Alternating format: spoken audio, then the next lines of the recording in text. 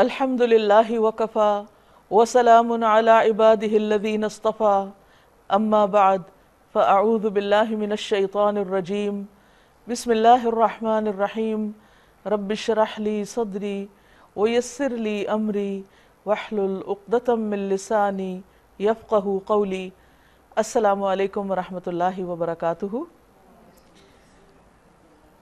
ناظرین، انشاءاللہ آج ہم فہم القرآن پروگرام کے سلسلے میں 9ویں پارے کا مطالعہ کریں گے۔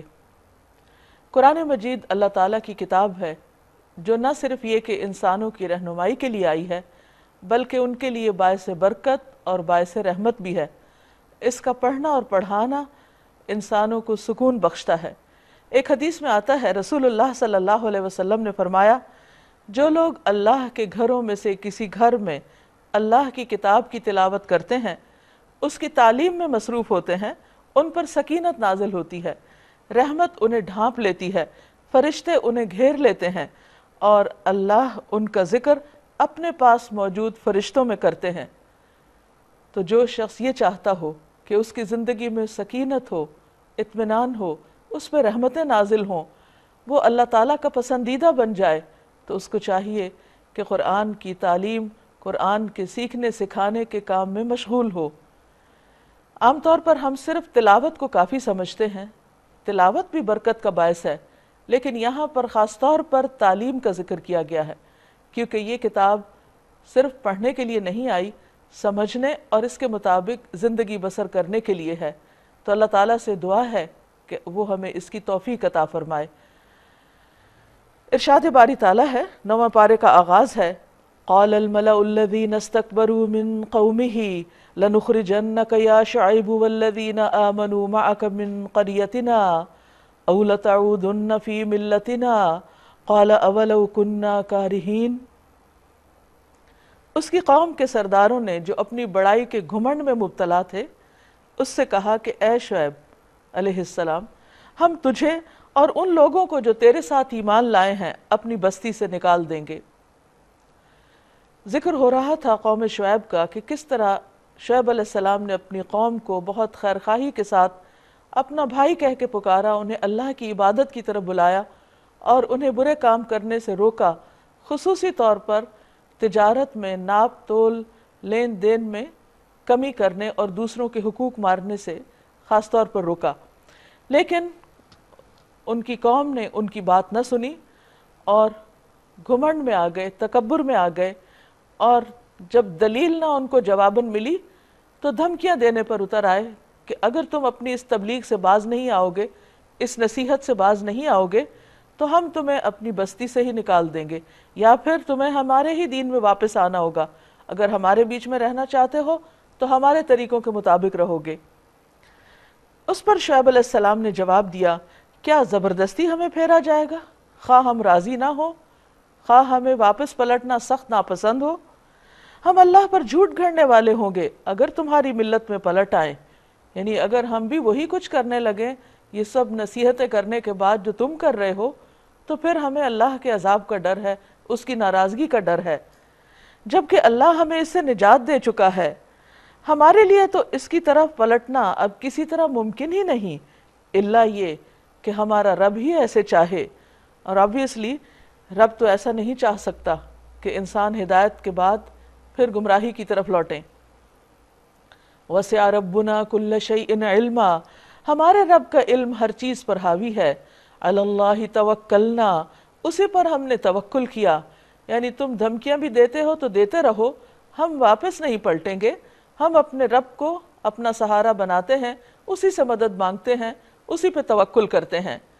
اور پھر انہوں نے دعا کی، رَبَّنَا افْتَحْ بَيْنَنَا رَبَّنَا افْتَحْ بَيْنَنَا وَبَيْنَ قَوْمِنَا بِالْحَقِّ وَأَنْتَ خَيْرُ الْفَاتِحِينَ۔ انہوں نے قوم کے حق میں بد دعا نہیں کی، لیکن اللہ سے فیصلہ چاہا، اے ہمارے رب، ہمارے اور ہماری قوم کے درمیان ٹھیک ٹھیک فیصلہ کر دے، اور تو بہترین فیصلہ کرنے والا ہے۔ وَقَالَ الْمَلَأُ الَّذِينَ كَفَرُوا مِن قَوْمِهِ لَئِنِ اتَّبَعْتُمْ شُعَيْبًا إِنَّكُمْ إِذًا لَخَاسِرُونَ۔ اس کی قوم کے سردار جو اس کی بات ماننے سے انکار کر چکے تھے، یعنی شعیب علیہ السلام کی بات نہیں مان رہے تھے، آپس میں کہا، اگر تم نے شعیب کی پیروی قبول کر لی تو برباد ہو جاؤ گے۔ وہ کیسے؟ پیغمبر تو انسانوں کو ہدایت کی طرف، کامیابی کی طرف، فلاح و صلاح کی طرف بلاتے ہیں، ان کی پیروی کس طرح بربادی کا باعث ہو سکتی ہے؟ دراصل بات یہ تھی کہ یہ قوم چونکہ تجارت پیشہ تھی، تو تجارت میں کامیابی اور ترقی کے لیے ان کے خیال کے مطابق دھوکہ دہی اور دوسروں کو نقصان دینا اور چیٹنگ کے ذریعے، فراڈ کے ذریعے غلط مال بیچ کر نفع کمانا ضروری تھا۔ اور ان کے خیال میں اگر ہم شعیب علیہ السلام کی باتیں مانتے ہیں تو پھر تو یہ نفع اور آمدنی کے جتنی قسمیں ہیں، جتنی صورتیں ہیں، یہ ساری ختم ہو جائیں گی۔ کوئی تجارت اخلاق اور دیانت پر کیسے چل سکتی؟ حالانکہ یہ ان کی بالکل غلط فہمی تھی، اور انہوں نے چونکہ اپنے لیے دھوکہ دہی کو ایک معیار بنا رکھا تھا کامیابی کا، تو وہ اس سے ہٹنا نہیں چاہتے تھے۔ اور آج بھی آپ دیکھیے کہ اگر لوگوں سے یہ کہا جائے کہ فیئر ٹریڈ کرو، مزدور کو اس کا حق دو اور ناپ تول میں کمی نہ کرو، تو لوگ ڈٹائی سے کہتے ہیں کہ آج کوئی سچ کا زمانہ ہے، اگر ہم دھوکہ نہ دیں تو کامیاب کیسے ہو سکتے ہیں؟ تو یہی مینٹالٹی اور یہی سوچ ان لوگوں کی تھی کہ ہم کھرے کھرے سودے نہیں کر سکتے، ہم صرف سچ نہیں بول سکتے، تجارت میں جھوٹ بولنا لازم ہے۔ تو اس پر اللہ سبحانہ وتعالیٰ نے جب دیکھا کہ یہ قوم کسی طرح نہیں مانتی، تو نتیجتاً ان کو تباہ و برباد کر دیا گیا۔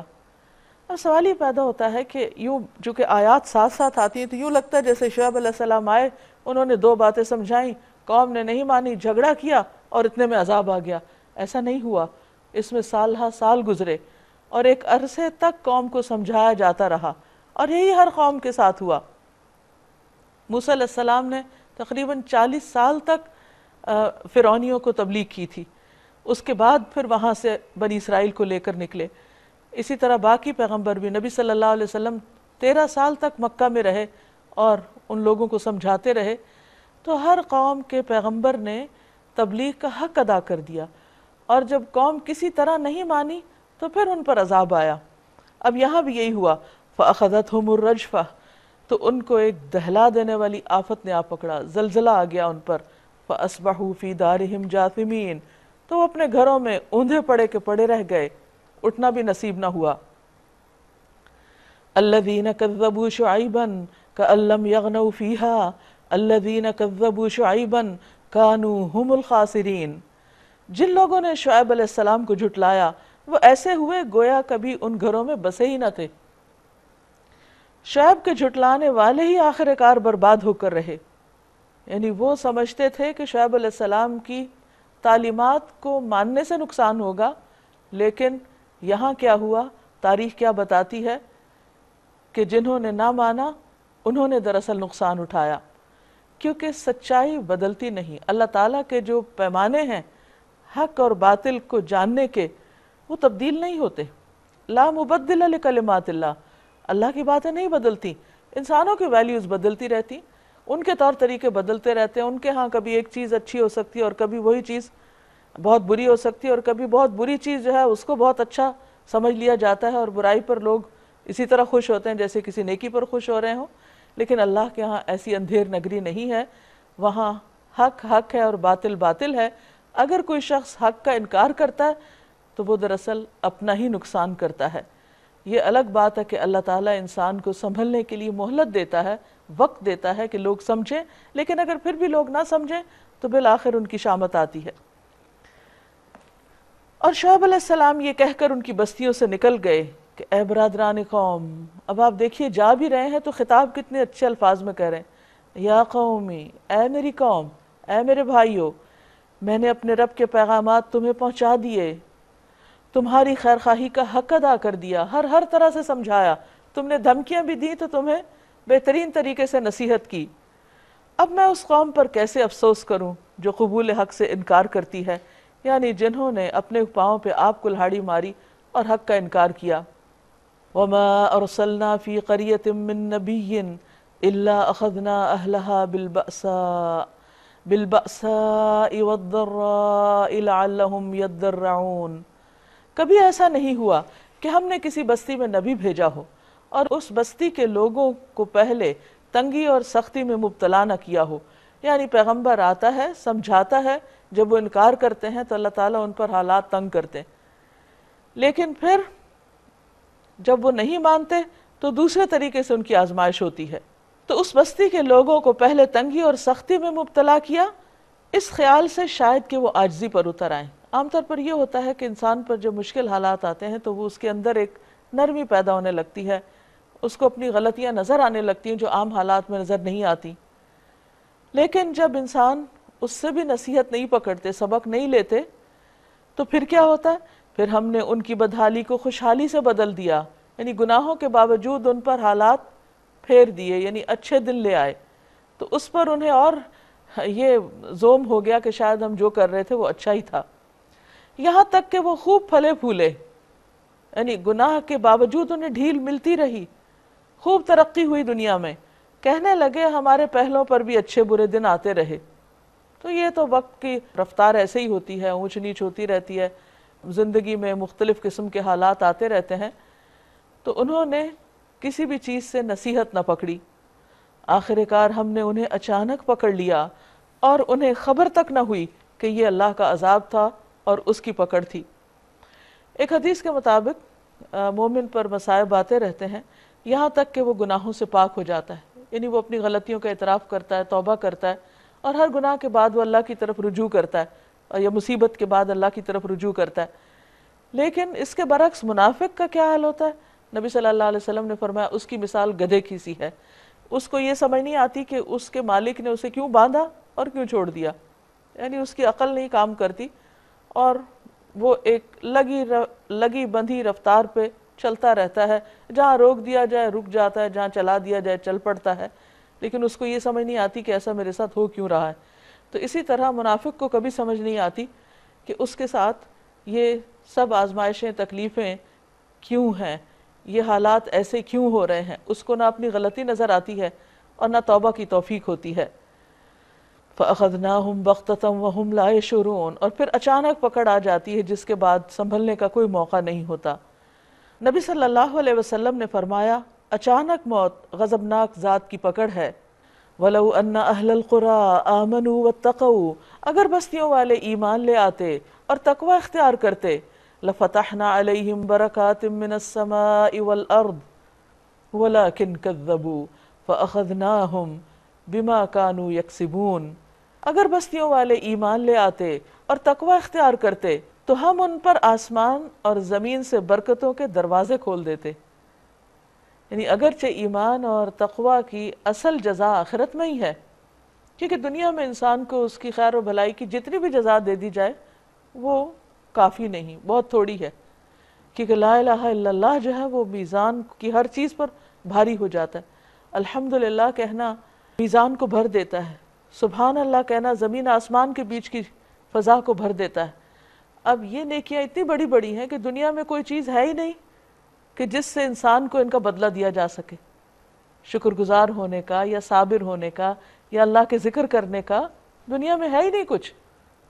تو اللہ سبحانہ وتعالیٰ نے اسی لیے ان سب نیکیوں کی جزا آخرت میں رکھی ہے، لیکن اس کی ایک جھلک وہ دنیا میں بھی دکھاتا ہے انسان کو۔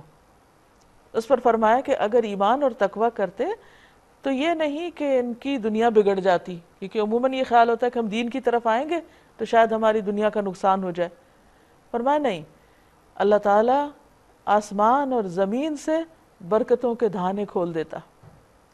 وَلَكِنْ كَذَّبُوا، لیکن لوگوں نے جھٹلا دیا، حق کو جھٹلا دیا۔ تو ہم نے پھر کیا کیا؟ فَأَخَذْنَاهُمْ بِمَا كَانُوا يَكْسِبُونَ، انہیں ان کی بری کمائی کے حساب میں پکڑ لیا، ان کی غلطیوں پر انہیں پھر ایک حد تک مہلت دی، اس کے بعد ان کی پکڑ ہو گئی۔ پھر کیا بستیوں کے لوگ اب اس بات سے بے خوف ہو گئے ہیں کہ ہماری گرفت کبھی اچانک ان پر رات کے وقت نہ آ جائے گی؟ یعنی کوئی بھی قوم، کوئی بھی نیشن اگر ڈٹائی کے ساتھ اللہ کی نافرمانی کرتی چلی جا رہی ہے تو وہ یہ نہ سوچے کہ وہ زیادہ عرصہ یہ کرتی رہے گی، اس بات سے ڈرتے رہنا چاہیے کہ کہیں ان گناہوں کا وبال اجتماعی طور پر نہ آ جائے۔ فرمایا کہ کیا لوگ اس سے بے خوف ہو گئے ہیں کہ ہماری پکڑ ان پر کہیں رات کے وقت نہ آ جائے گی جبکہ وہ سوتے پڑے ہوں، یا انہیں اطمینان ہو گیا ہے کہ ہمارا مضبوط ہاتھ کبھی یقہ یا اچانک ان پر دن کے وقت نہ پڑے گا جبکہ وہ کھیل رہے ہوں گے، یعنی اپنے کام کاج میں مصروف ہوں گے؟ کیا یہ لوگ اللہ کی چال سے بے خوف ہیں؟ یعنی اللہ تعالیٰ کس طریقے سے، کس خفیہ تدبیر کے ساتھ لوگوں کو پکڑتا ہے، اور لوگ سمجھتے ہیں کہ کوئی پوچھنے والا نہیں۔ حالانکہ اللہ کی چال سے وہی قوم بے خوف ہوتی ہے جو تباہ ہونے والی ہو، ورنہ لوگ اپنی غلطیوں اور گناہوں پر استغفار کرتے ہیں، اپنے حالات کی اصلاح کرتے ہیں، تو اللہ تعالیٰ کی رحمتیں بھی ان پر لوٹ آتی ہیں۔ اور کیا ان لوگوں کو جو پچھلے اہل زمین کے بعد زمین کے وارث ہوتے ہیں، یعنی ایک قوم کی تباہی کے بعد جب ان کو دنیا ملتی ہے تو وہ اس امر واقعی سے کچھ سبق نہیں لیتے کہ اگر ہم چاہیں تو ان کے قصوروں پر بھی ان کو پکڑ سکتے ہیں؟ یعنی ایک قوم جب اٹھتی ہے پچھلے قوم کے زوال کے بعد تو وہ یہ کیوں بھول جاتی ہے کہ اگر ہم نے غلط طریقہ اختیار کیا تو ہمارا انجام بھی وہی ہوگا جو پچھلے لوگوں کا ہو چکا ہے۔ لیکن عموماً لوگ ان حقائق سے اور ان کے نتائج سے غفلت برتتے ہیں، تو ہم ان کے دلوں پر مہر لگا دیتے ہیں، پھر وہ کچھ نہیں سنتے، یعنی تاریخ سے کوئی سبق نہیں لیتے۔ یہ قوم ہے جن کے قصے ہم تمہیں سنا رہے ہیں، تمہارے سامنے مثال میں موجود ہیں، یعنی ان کے کھنڈرات موجود ہیں، ان کی تاریخ موجود ہے، لوگ جانتے ہیں کہ ان سب کے ساتھ کیا ہوا، یہ کوئی ڈھکی چھپی بات نہیں۔ ان کے رسول ان کے پاس کھلی کھلی نشانیاں لے کر آئے، مگر جس چیز کو وہ ایک دفعہ جھٹلا چکے تھے پھر اسے ماننے والے نہ تھے۔ دیکھو اس طرح ہم منکرین حق کے دلوں پر مہر لگا دیتے ہیں، یعنی جو بات نہیں مانتے۔ ہم نے ان میں سے اکثر میں کوئی پاس عہد نہ پایا، یعنی اللہ تعالیٰ سے جو انہوں نے وعدے کیے ان کو پورا نہیں کیا، بلکہ اکثر کو فاسق ہی پایا، نافرمان ہی پایا۔ ثم بعثنا من بعدهم موسیٰ بآیاتنا، پھر ان کے بعد ہم نے موسیٰ علیہ السلام کو بھیجا اپنی نشانیوں کے ساتھ، الی فرعون وملئہ، فرعون اور اس کے سرداروں کی طرف، فظلموا بہا، مگر انہوں نے بھی ہماری نشانیوں کے ساتھ ظلم کیا۔ وہ نشانیاں کیا تھیں؟ اللہ کے رسول موسیٰ علیہ السلام کو عصا دیا گیا جو وہ پھینکتے تھے تو سانپ بن جاتا تھا، اپنا ہاتھ وہ نکالتے تو ہاتھ چمکنے لگتا۔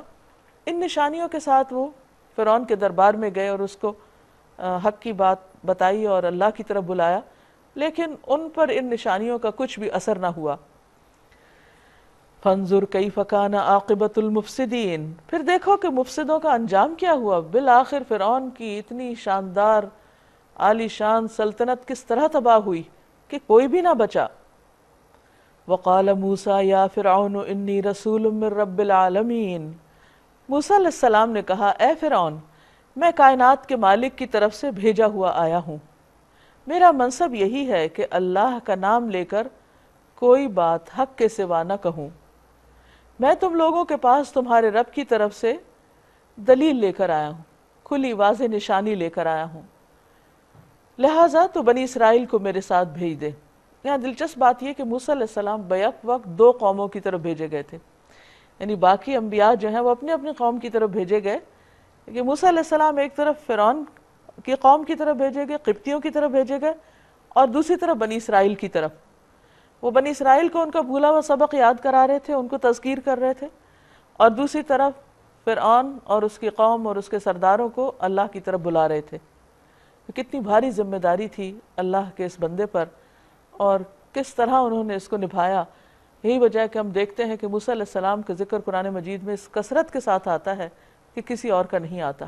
تو موسیٰ علیہ السلام نے فرعون کے پاس جا کر کہا کہ تم اللہ پر ناحق باتیں نہ کرو، اور اس کے علاوہ بنی اسرائیل کو آزاد کر دو، کیونکہ بنی اسرائیل کو غلام بنایا تھا اس نے۔ قال ان كنت جئت بآیۃ فأت بہا، فرعون نے کہا اگر تو کوئی نشانی لایا ہے اور اپنے دعوے میں سچا ہے تو اس کو پیش کرو، اپنی نبوت کا کوئی ثبوت پیش کرو۔ موسیٰ علیہ السلام نے اپنا عصا پھینکا اور یکا یک وہ جیتا جاگتا اژدہا تھا، سانپ تھا۔ اس نے اپنی جیب سے ہاتھ نکالا اور سب دیکھنے والوں کے سامنے وہ چمک رہا تھا۔ یہ دو اتنی واضح نشانیاں تھیں کہ سمجھنے والا سمجھ سکتا تھا، لیکن فرعون نہیں سمجھا اور ان کو موسیٰ علیہ السلام کی جادوگری قرار دیا اور اپنے آپ کو مطمئن کر لیا اور حق کا انکار کر دیا۔ لیکن کیا اپنے آپ کو یہ دھوکہ دینے سے، حق کو جھٹلانے سے حق تو نہیں بدلتا؟ اور اس کا نتیجہ بھی نہیں تبدیل ہوتا، کیونکہ اللہ سبحانہ وتعالیٰ نے یہ دنیا حق کے ساتھ بنائی ہے۔ اس میں جو شخص سچائی پر عمل کرے گا اور چیزوں کو اسی پرسپیکٹو میں لے گا جس میں وہ اللہ نے بنائی ہیں یا وہ ہمارے سامنے رکھی ہیں، تو اسی وقت انسان کامیاب ہو سکتا ہے۔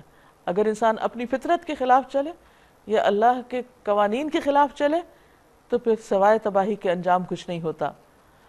قال الملأ من قوم فرعون ان هذا لساحر علیم، اس پر فرعون کی قوم کے سرداروں نے آپس میں کہا یقیناً یہ شخص بڑا ماہر جادوگر ہے، یعنی موسیٰ علیہ السلام پر الزام لگا دیا۔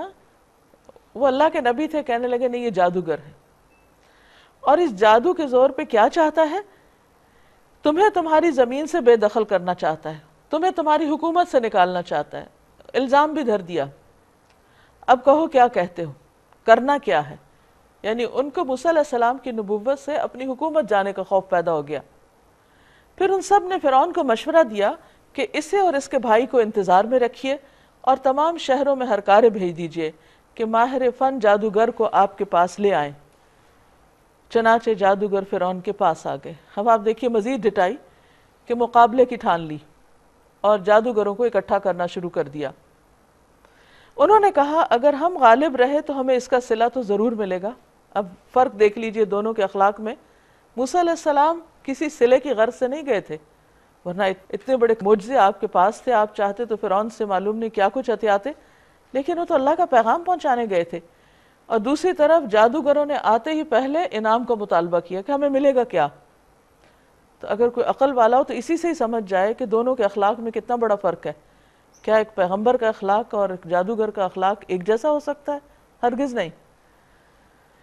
فرعون نے جواب دیا ہاں، اور تم مقرب بارگاہ ہو گئے، یعنی تم ہمارے بہت مقرب ہو جاؤ گے، اور ان کے لیے یہ بہت بڑی خوشی کی بات تھی کہ ہم ایسا کوئی کارنامہ کریں کہ بادشاہ کے قریب ہو جائیں۔ پھر انہوں نے موسیٰ سے کہا تم پھینکتے ہو یا ہم پھینکیں؟ اب وہ ایک ان کا قومی دن تھا، یوم الزینہ، جشن کا دن، جس میں سارے جادوگر اکٹھے ہو گئے، موسیٰ علیہ السلام بھی آگے اور مقابلے کے لیے کھلے میدان میں سب لوگ اکٹھے ہوئے۔ انہوں نے موسیٰ علیہ السلام سے کہا کہ تم پھینکتے ہو یا ہم پھینکیں، یعنی کون شروع کرے گا مقابلہ؟ موسیٰ علیہ السلام نے جواب دیا تم ہی پھینکو۔ انہوں نے جو اپنے انچر پھینکے تو نگاہوں کو مسحور اور دلوں کو خوف زدہ کر دیا، یعنی ہزاروں کی تعداد میں جادوگر جو تھے انہوں نے رسیاں اور لاٹھیاں ہر طرف پھینک دی اور وہ ساری سانپ بن کے دوڑنے لگی، اور ایک عجیب سما نظر آیا، اور بہت ہی بڑا زبردست جادو وہ بنا کر لائے تھے۔ ہم نے موسیٰ علیہ السلام کو اشارہ کیا کہ اپنا عصا پھینکو، بس ایک عصا۔ اس کا پھینکنا تھا کہ آن کی آن میں وہ ان کے جھوٹے طلسم کو نگلتا چلا گیا، سب چیزوں کو اس نے نگل لیا۔ اس طرح جو حق تھا حق ثابت ہوا، فوقع الحق وبطل ما كانوا يعملون، اور جو کچھ انہوں نے بنا رکھا تھا وہ باطل ہو کر رہ گیا، یعنی سب ختم ہو گیا۔ فرعون اور اس کے ساتھی میدان مقابلہ میں مغلوب ہوئے، ہار گیا فرعون اور سارے جادوگر، اور الٹے ذلیل ہو گئے۔ وانقلبوا صاغرین، اس پر بھی نہیں سمجھ آئی، اتنے بڑے مقابلے میں ہارنے کے بعد بھی ان کے اندر کوئی عاجزی، کوئی نصیحت حاصل نہ ہوئی۔ اور جادوگروں کا حال یہ ہوا کہ گویا کسی چیز نے اندر سے انہیں سجدے میں گرا دیا، کہنے لگے ہم نے مان لیا رب العالمین کو، اس رب کو جو موسیٰ اور ہارون کا رب ہے، جس کو موسیٰ اور ہارون مانتے ہیں علیہم السلام، ہم اسی رب کو مانتے ہیں۔ وہ ماہر جادوگر تھے، اور جب انہوں نے عصا دیکھا تو انہیں حق واضح ہو گیا اور سمجھا کہ یہ جادو نہیں ہے، کیونکہ جو کسی فن کا ماہر ہوتا ہے وہ اس کی باریکیوں کو سمجھتا ہے، اس کی حقیقت کو جانتا ہے، تو انہوں نے فوراً کہہ دیا نہیں نہیں یہ جادو نہیں۔ لیکن فرعون ماننے کو تیار نہیں تھا، اس کے درباری ماننے کو تیار نہیں تھے۔ فرعون نے کہا تم اس پر ایمان لے آئے قبل اس کے کہ میں تمہیں اجازت دوں، چونکہ وہ خود کو خود خدا کہتا تھا، تو اس لیے اس کے خیال میں اس کی حکومت کے اندر ہر شخص کو مذہب بھی اس کی مرضی کے مطابق اختیار کرنا تھا۔ تو اس نے کہا کہ میری مرضی کے خلاف تم کوئی اور دین نہیں اختیار کر سکتے، یقیناً یہ کوئی خفیہ سازش تھی۔ اب ان کو بھی بلیم کر دیا جو تم لوگوں نے اس دار السلطنت میں کی تاکہ اس کے مالکوں کو اقتدار سے بے دخل کر دو۔ یہ تمہاری چال ہے کوئی. حالانکہ اس کی کوئی حقیقت نہیں تھی، صرف ان کی assumptions تھیں اور ان کی بدگمانی تھی، اور وہ اپنے آپ کو دھوکے پہ دھوکہ دیے چلے جا رہے تھے تاکہ حق کو قبول نہ کرنا پڑے. لیکن حق تو حق ہوتا ہے، ایسی باتوں سے حق باطل تو نہیں ہو سکتا، اور حقائق بدلتے تو نہیں. کیونکہ اگر کوئی انسان سچائی کو، مثلا سورج باہر نکلا ہوا ہے، کوئی کہ میں نہیں مانتا، اور وہ پورا زور لگا دے، تو کیا اس سے سورج چھپ جائے گا؟ نہیں، وہ تو ایسا شخص اپنے آپ ہی کو دھوکہ دے گا. تو کسی بھی حقیقت سے فرار انسان کو سوائے نقصان کے کچھ نہیں دیتا.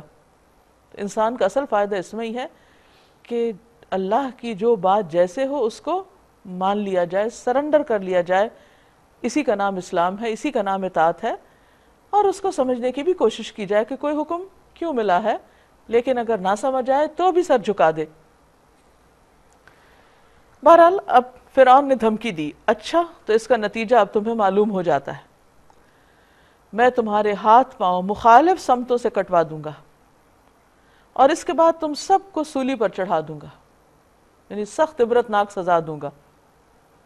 انہوں نے جواب دیا، بہرحال ہمیں پلٹنا اپنے رب ہی کی طرف ہے، آج نہیں تو کل جانا ہے. اگر مارنا ہے تو مار دو، اگر تمہارے مارنے سے ہم جائیں گے تو بھی ایمان کے ساتھ تو جائیں گے. تو جس بات پر ہم سے انتقام لینا چاہتا ہے وہ اس کے سوا کچھ نہیں کہ ہمارے رب کی نشانیاں جب ہمارے سامنے آ گئیں تو ہم نے انہیں مان لیا. یعنی ہمارا قصور کیا ہے کہ ہم حق کو ماننے والے ہیں. اس پر انہوں نے اللہ سے دعا مانگی، ربنا افرغ علینا صبرا وتوفنا مسلمین، اے ہمارے رب تو ہم پر صبر انڈیل دے اور دنیا سے ہمیں اٹھا تو اس حال میں کہ ہم مسلمان ہوں. اب اس وقت انہیں اور کسی چیز سے دلچسپی نہیں تھی.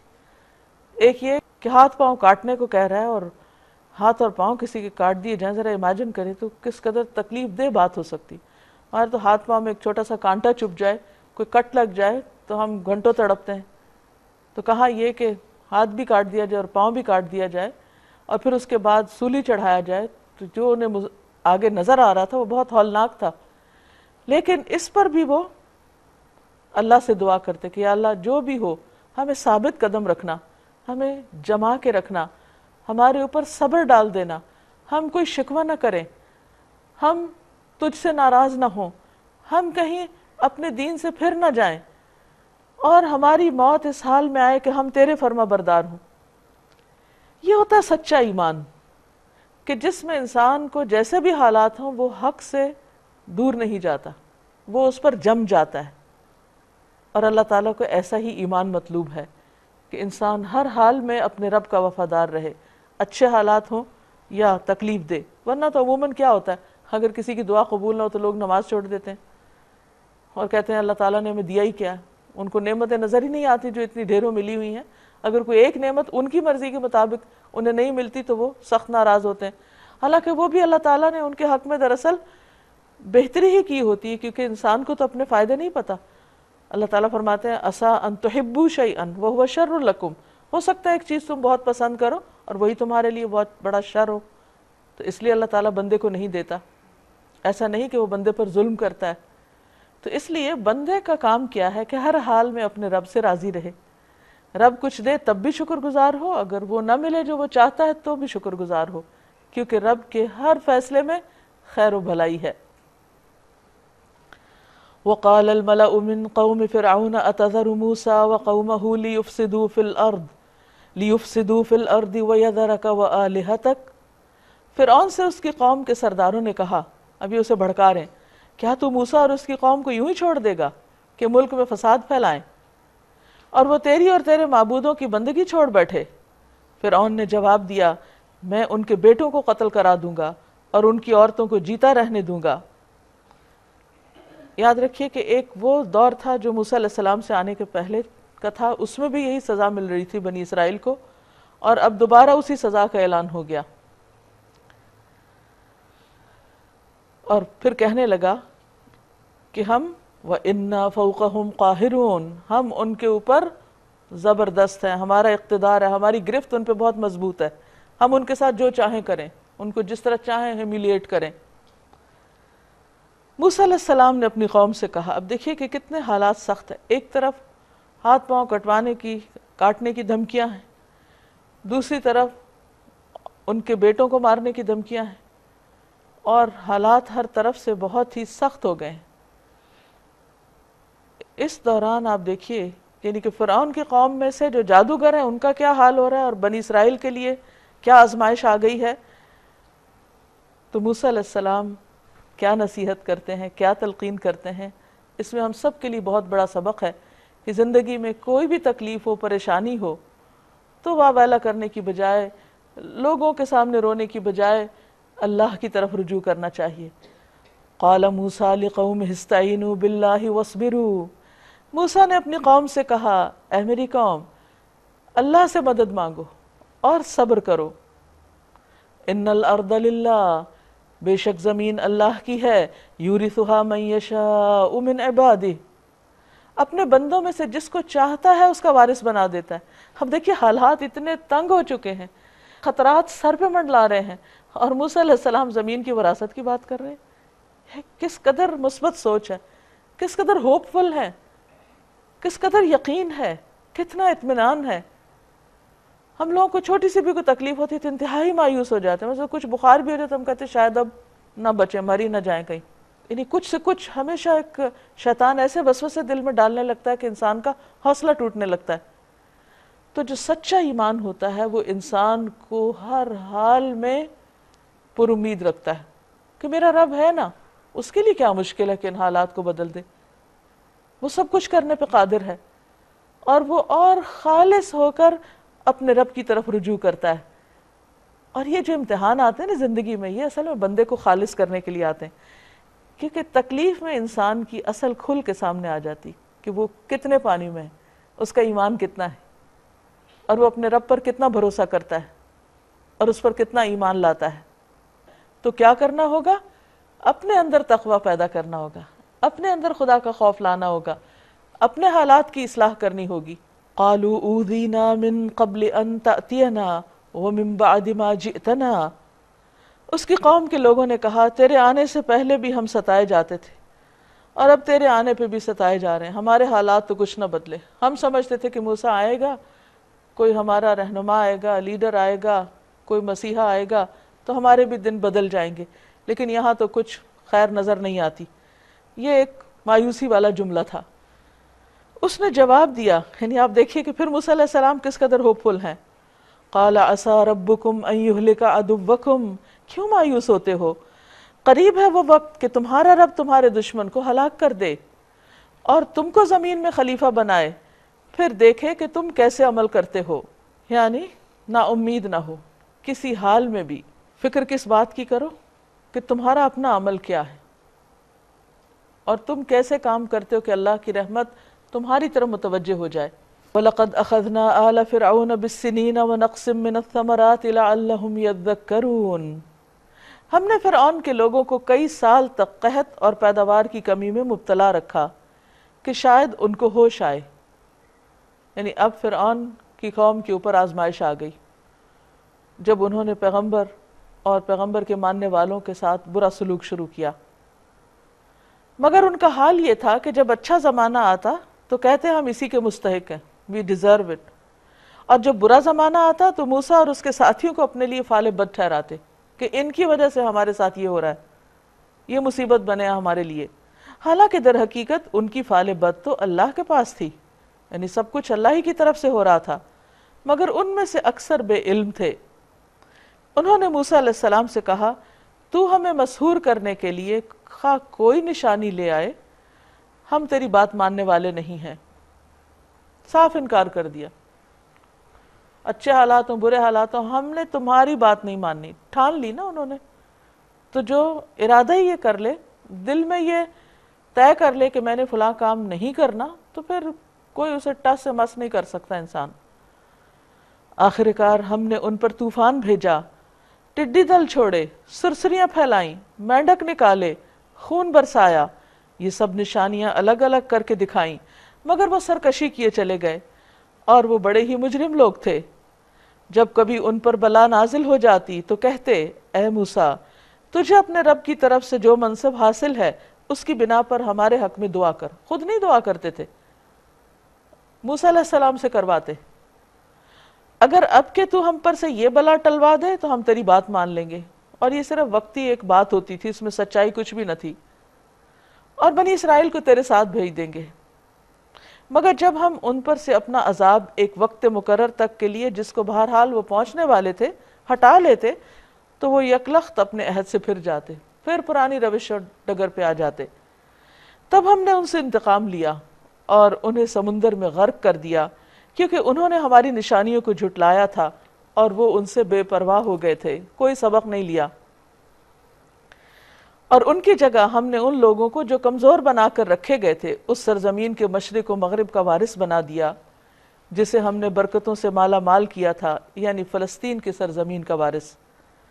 اس طرح بنی اسرائیل کے حق میں تیرے رب کا وعدہ خیر پورا ہوا، کیونکہ انہوں نے صبر سے کام لیا تھا۔ تو اس میں آپ دیکھیے کہ بار بار صبر کی بات آ رہی کہ صبر کامیابی کا ذریعہ ہے۔ اور فرعون اور اس کی قوم کا وہ سب کچھ برباد کر دیا گیا جو وہ بناتے اور چڑھاتے تھے، یعنی ان کی ترقی، شان و شوکت، ان کا آرٹ کلچر سب کچھ ختم ہو گیا، حتیٰ کہ کہا جاتا ہے کہ جو ان کی تحریر تھی اب دنیا میں کوئی نہیں رہا کہ جو اس کو پڑھ کے کچھ سمجھ سکے، کوئی بھی نہ بچا۔ بنی اسرائیل کو ہم نے سمندر سے گزار دیا، نجات دے دی، پھر وہ چلے اور راستے میں ایک ایسی قوم پر ان کا گزر ہوا جو اپنے چند بتوں کی گرویدہ بنی ہوئی تھی۔ یعنی فرعونیوں سے نجات پا کر سمندر پار جب صحرائے سینا میں اترے جا کر اور وہاں آگے جا رہے تھے تو راستے میں دیکھا کہ کچھ لوگ بت پوج رہے ہیں۔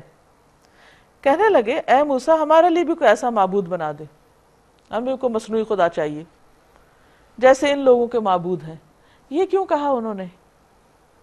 اس لیے کہ کئی سو سال سے وہ فرعونیوں کے ساتھ رہ رہے تھے، چونکہ ان کا مذہب شرک پر مبنی تھا، وہ بتوں کو پوجتے تھے، تو انہوں نے بھی ان سے یہ تمام اثرات قبول کیے ہوئے تھے، ان کے دلوں میں بھی وہی چیزیں گری ہوئی تھیں، تو اس لیے انہوں نے موسیٰ علیہ السلام سے کہا کہ ہمیں ایسا خدا چاہیے۔ قال انکم قوم تجہلون، موسیٰ علیہ السلام نے کہا تم لوگ بڑی نادانی کی باتیں کرتے، نہیں کتنا صبر اور حوصلہ تھا ان میں بھی۔ یہ لوگ جس طریقے کی پیروی کر رہے ہیں وہ تو برباد ہونے والا ہے، اور جو عمل وہ کر رہے ہیں وہ سراسر باطل ہے۔ پھر موسیٰ علیہ السلام نے کہا کیا میں اللہ کے سوا کوئی اور معبود تمہارے لیے تلاش کروں؟ کیا اللہ کافی نہیں ہے؟ حالانکہ وہ اللہ ہی ہے جس نے تمہیں دنیا بھر کی قوموں پر فضیلت بخشی، یعنی تمہیں تو اللہ نے اس لیے چنا کہ تم لوگوں کی ہدایت کا سامان کرو، کہا یہ کہ تم خود بھٹکے ہوئے ہو۔ اور اللہ فرماتا ہے وہ وقت یاد کرو جب ہم نے فرعون والوں سے تمہیں نجات دی تھی، جن کا حال یہ تھا کہ تمہیں سخت عذاب میں مبتلا رکھتے تھے، تمہارے بیٹوں کو قتل کرتے اور تمہاری عورتوں کو زندہ رہنے دیتے تھے، اور اس میں تمہارے رب کی طرف سے بہت بڑی آزمائش تھی۔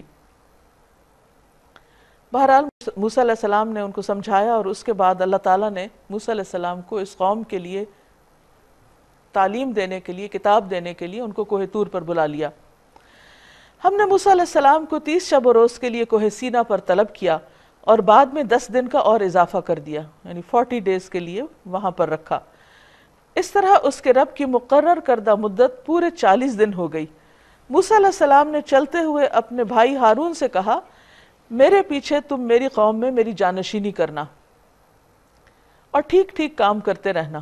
نبی صلی اللہ علیہ وسلم نے فرمایا جب اللہ تعالیٰ کسی بندے کو کسی رعیت کا حاکم بناتا ہے، حکمران بناتا ہے، اور وہ خیر خواہی کے ساتھ اس کی حفاظت نہیں کرتا تو وہ جنت کی خوشبو بھی نہ پائے گا۔ ہارون علیہ السلام موسیٰ علیہ السلام سے 3 سال بڑے تھے، موسیٰ علیہ السلام چھوٹے تھے، لیکن انہوں نے اپنے کام میں مددگار کے طور پر اللہ تعالیٰ سے مانگے تھے، تو اللہ نے ان کو بھی نبی بنا دیا۔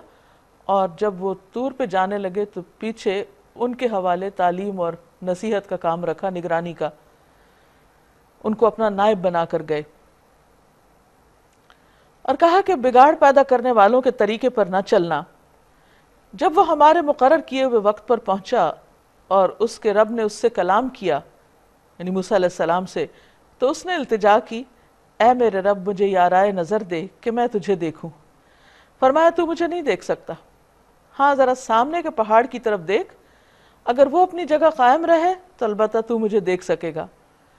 چنانچہ اس کے رب نے جب پہاڑ پر تجلی کی تو اسے ریزہ ریزہ کر دیا اور موسیٰ غش کھا کے گر پڑے۔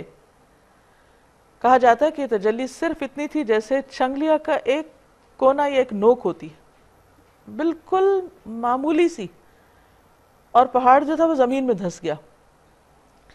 انس رضی اللہ عنہ سے مروی ہے کہ نبی صلی اللہ علیہ وسلم نے اس آیت فَلَمَّا تَجَلَّى رَبُّهُ لِلْجَبَلِ جَعَلَهُ دَكَّا اس کی تفسیر میں فرمایا ہے کہ چھنگلیا کے ایک کنارے کے برابر تجلی ظاہر ہوئی، یعنی چھوٹی انگلی کے بالکل ایک کونے کے برابر، اور پہاڑ دھنس گیا اور موسیٰ علیہ السلام بے ہوش ہو کر گر گئے۔ جب ہوش آیا تو بولے پاک ہے تیری ذات، سبحانک تبت الیک، میں تیرے حضور توبہ کرتا ہوں، وَأَنَا أَوَّلُ الْمُؤْمِنِينَ، اور میں سب سے پہلا ایمان لانے والا ہوں۔ فرمایا اے موسیٰ، میں نے تمام لوگوں پر ترجیح دے کر تجھے منتخب کیا کہ میری پیغمبری کرے اور مجھ سے ہم کلام ہو، پس جو کچھ میں تجھے دوں اسے لے لے، وَكُن مِّنَ الشَّاكِرِينَ، اور شکر بجا لا۔ اس کے بعد ہم نے موسیٰ علیہ السلام کو ہر شعبہ زندگی کے متعلق نصیحت اور ہر پہلو کے متعلق واضح ہدایت تختیوں پر لکھ کر دے دی۔ کہتے ہیں کہ یہ پتھر کی سلیں تھی جن کے اوپر تورات لکھی ہوئی تھی، اور اس سے کہا ان ہدایات کو مضبوط ہاتھوں سے سنبھال اور اپنی قوم کو حکم دے کہ ان کے بہتر مفہوم کی پیروی کریں، یعنی ان ہدایات کا سیدھا سادہ جو مفہوم ہے اس کو لیں اور ان پر عمل کریں، بلا وجہ کی تعویلیں کر کے ان احکامات سے پہلو تہی نہ کریں۔ ان قریب میں تمہیں فاسقوں کے گھر دکھاؤں گا، یعنی کھنڈرات میں تم دیکھو گے کہ کس طرح اللہ کے نافرمانوں کا کیسا انجام ہوا بربادی کی شکل میں۔ میں اپنی نشانیوں سے ان لوگوں کی نگاہیں پھیر دوں گا جو بغیر کسی حق کے زمین میں بڑے بنتے ہیں، یعنی پھر ان کو عبرت کے نشان نظر نہیں آتے۔ وہ خواہ کوئی نشانی دیکھ لیں کبھی اس پر ایمان نہ لائیں گے، اگر سیدھا راستہ ان کے سامنے آئے تو اسے اختیار نہ کریں گے، اور اگر ٹیڑھا راستہ نظر آئے تو اس پر چل پڑیں گے، اس لیے کہ انہوں نے ہماری نشانیوں کو جھٹلایا اور ان سے بے پرواہی کرتے رہے۔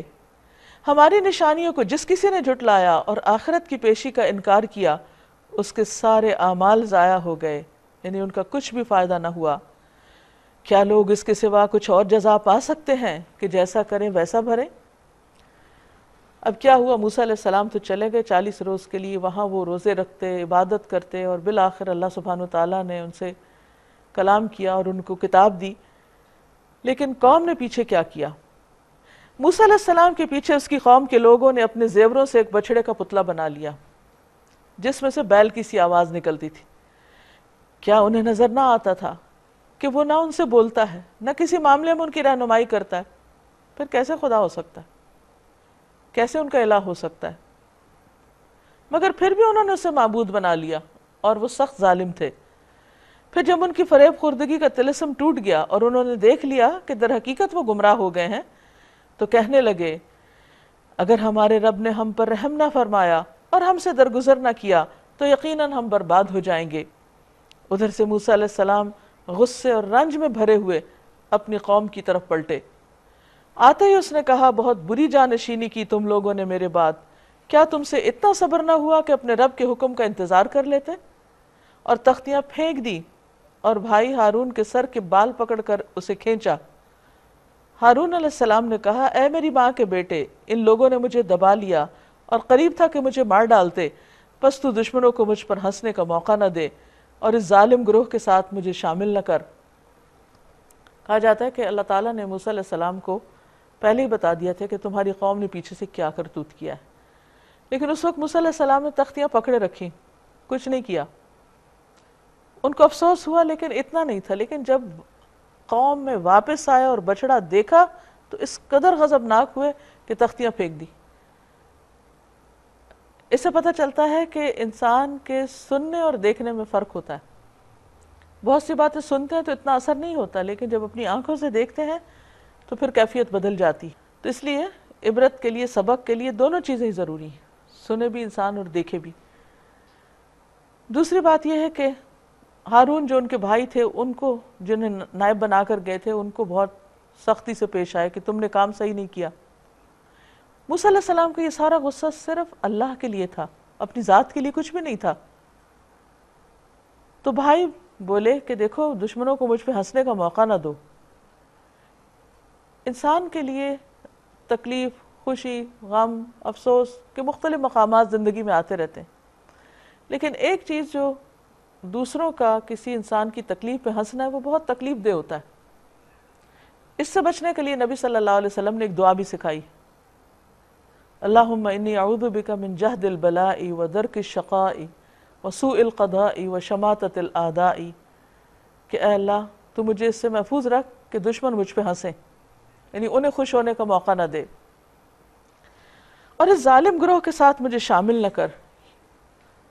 موسیٰ علیہ السلام فوراً ہوش میں آ گئے، ایک دم غصہ کنٹرول کر لیا اور بھائی کے لیے دعا کرنے لگے۔ جب انہیں حقیقت حال معلوم ہوئی کہ ہارون علیہ السلام نے تو قوم کو سمجھانے کی کوشش کی لیکن قوم نہیں مانی، قال رب اغفر لی ولأخی وادخلنا فی رحمتک وانت ارحم الراحمین، تب موسیٰ نے کہا اے رب مجھے اور میرے بھائی کو معاف کر دے اور ہمیں اپنی رحمت میں داخل فرما، تو سب سے بڑا رحیم ہے۔ جواب میں ارشاد ہوا کہ جن لوگوں نے بچھڑے کو معبود بنایا وہ ضرور اپنے رب کے غضب میں گرفتار ہو کر رہیں گے اور دنیا کی زندگی میں ذلیل ہوں گے۔ جھوٹ گھڑنے والوں کو ہم ایسی ہی سزا دیتے ہیں، اور جو لوگ برے عمل کریں پھر توبہ کر لیں اور ایمان لے آئیں تو یقیناً اس توبہ اور ایمان کے بعد تیرا رب درگزر کرنے والا، رحم فرمانے والا ہے۔ یعنی انسان سے غلطی تو ہو ہی جاتی ہے لیکن اس سے نکلنے کا راستہ توبہ ہے، تو پھر اللہ تعالیٰ اپنی رحمت سے متوجہ ہو جاتا ہے۔ پھر جب موسیٰ کا غصہ ٹھنڈا ہوا اور اس نے وہ تختیاں اٹھا لی، یعنی جو پھینکی تھی وہ واپس اٹھا لی، جن کی تحریر میں ہدایت اور رحمت تھی ان لوگوں کے لیے جو اپنے رب سے ڈرتے ہیں۔ یاد رکھیے کہ ہمیشہ اللہ کی کتاب اللہ سے ڈرنے والوں کو ہی فائدہ دیتی ہے، اور اس نے اپنے قوم کے 70 آدمیوں کو منتخب کیا تاکہ وہ اس کے ساتھ ہمارے مقرر کیا ہوا وقت پر حاضر ہوں۔ اب ہوا یہ تھا کہ موسیٰ علیہ السلام ان 70 لوگوں کو لے جا رہے تھے توبہ کرنے کے لیے، کہ اللہ کے حضور باقاعدہ ایک ڈیلیگیشن کی شکل میں پہاڑ پر جا کر جہاں سے ان کو تورات ملی تھی وہاں اللہ سبحانہ وتعالیٰ سے باقاعدہ معافی مانگے، اپنے لیے بھی اور قوم کی طرف سے بھی۔ جب ان لوگوں کو ایک ساتھ سخت زلزلے نے آ پکڑا تو موسیٰ علیہ السلام نے عرض کیا اے میرے رب، آپ چاہتے تو پہلے ہی ان کو اور مجھے ہلاک کر سکتے تھے، یعنی طور پہ لا کے ہلاک کرنے کی بجائے زمین پہ ہی ہلاک کر دیتے۔ کیا آپ اس قصور میں جو ہم میں سے چند نادانوں نے کیا، یعنی قوم نے جو بچڑا بنایا چند لوگوں نے، آپ ہم سب کو ہلاک کر دیں گے؟ یہ تو آپ کی ڈالی ہوئی ایک آزمائش تھی جس کے ذریعے سے آپ جسے چاہتے ہیں گمراہی میں مبتلا کر دیتے ہیں اور جسے چاہتے ہیں ہدایت بخش دیتے ہیں۔ یعنی مختلف چیزوں کی ٹیمپٹیشن اور مختلف فتنوں میں پڑنا یہ انسان کی زندگی میں ہوتا رہتا ہے، چلتا رہتا ہے، اور اس میں انسان کو ہمیشہ سمجھنا چاہیے کہ کوئی بھی آزمائش کیوں آئی ہے یا کوئی بھی حالات کس لیے پیش آ رہے ہیں، اور انسان کو یہ دعا بھی کرنی چاہیے کہ اللہ ان حالات میں مجھے اپنی پسند کا طرز عمل اختیار کرنے کی توفیق دے، کیونکہ بعض اوقات انسان کسی چیز پر غصے میں آ جاتا ہے، کہیں مایوس ہو جاتا ہے، کہیں کوئی طریقہ اختیار کر لیتا ہے اور پھر حق سے دور چلا جاتا ہے بعض اوقات۔ تو موسیٰ علیہ السلام یہی کہہ رہے ہیں کہ یا رب یہ تو ایک آزمائش تھی اور یہ لوگ اس آزمائش میں ناکام ہوئے، اب میں قوم کو کیا منہ دکھاؤں گا کہ یہ 70 لوگ بھی جو میرے ساتھ آئے وہ بھی ختم ہو گئے، تو آپ ہمیں معاف کر دے۔ انت ولینا، تو ہمارا ولی ہے، فاغفر لنا، تو ہم کو معاف فرما دے، ورحمنا، اور ہم پر رحم فرما، وانت خیر الغافرین، اور آپ سب سے بڑھ کر معاف فرمانے والے ہیں۔ وَاكْتُبْ لَنَا فِي هَذِهِ الدُّنْيَا حَسَنَةً، ہمارے لیے اس دنیا میں بھلائی لکھ لے، وَفِي الْآخِرَةِ، اور آخرت میں بھی ہمیں بھلائی سے نواز، اِنَّا هُدْنَا إِلَيْكَ، ہم نے آپ کی طرف رجوع کر لیا، ہم توبہ کرتے ہیں، آپ کی طرف پلٹتے ہیں۔ جواب میں ارشاد ہوا سزا تو میں جسے چاہتا ہوں دیتا ہوں، مگر میری رحمت ہر چیز پر چھائی ہوئی ہے، اور اسے میں ان لوگوں کے حق میں لکھوں گا جو نافرمانی سے پرہیز کریں گے۔ یعنی اللہ تعالیٰ کی بخشش اور رحمت پانے کے لیے انسان کو اللہ کی نافرمانی سے بچنا چاہیے، زکوٰۃ دیں گے اور میری آیات پر ایمان لائیں گے۔ الذین یتبعون الرسول النبی الامی، یہ رحمت ان لوگوں کے حصے میں بھی آئے گی جو اس پیغمبر نبی امی کی پیروی اختیار کریں گے۔ اصل بات یہ کہ یہاں نبی صلی اللہ علیہ وسلم کو نبی امی کہا گیا کیونکہ موسیٰ علیہ السلام کی قوم کے لوگ یعنی یہود جو ہیں، ان کے ہاں امی کا لفظ جو ہے وہ ایک بہت معمولی لفظ تھا. عربوں کو امی کہتے تھے، ان پڑھ، پڑھنا لکھنا نہیں جانتے، تو وہ ان کے نزدیک کم درجے کے لوگ تھے. لیکن کسی بھی شخص کی عظمت صرف اس میں نہیں کہ اس کے پاس ڈگریاں کتنی. اصل بات یہ ہے کہ انسان کے پاس اللہ سبحانہ وتعالی کی رہنمائی پر عمل اور اس رستے پر چلنے کا کتنا جوہر ہے یا کتنی چاہت اور طلب ہے. کیونکہ اللہ کے ہاں معزز وہ ہے جس کے اندر اللہ کا ڈر ہو. ان اکرمکم عند اللہ اتقاکم. تو یہ اللہ تعالیٰ کا فیصلہ تھا کہ اس نے امیوں میں سے ایک رسول پیدا کر دیا. تو بنی اسرائیل کے لیے ایک آزمائش تھی. کہا کہ جو لوگ نبی امی کی پیروی کریں گے ان پر بھی اپنی رحمت لکھ دوں گا. الذی یجدونہ مکتوبا عندہم فی التوراۃ والانجیل، جس کا ذکر انہیں اپنے ہاں تورات اور انجیل میں لکھا ہوا ملتا ہے. یعنی نبی صلی اللہ علیہ وسلم کے بارے میں واضح ہدایات موجود ہیں.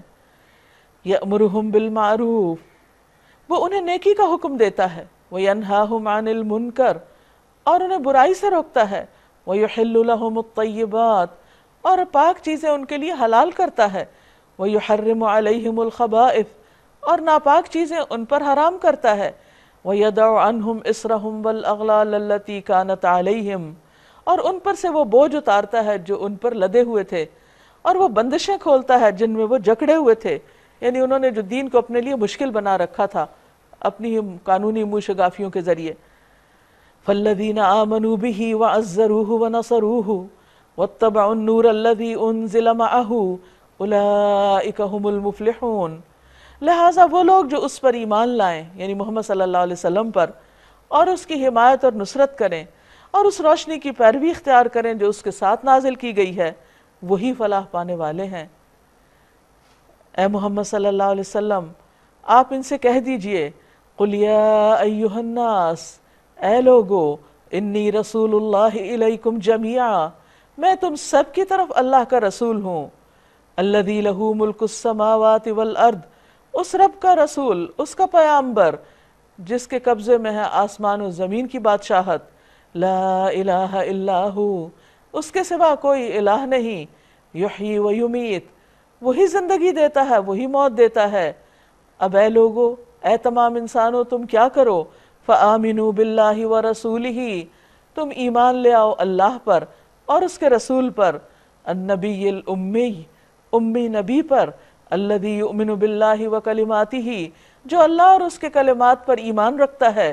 واتبعوہ لعلکم تہتدون، اور اس کی پیروی کرو، اس کو فالو کرو تاکہ تم ہدایت پا جاؤ.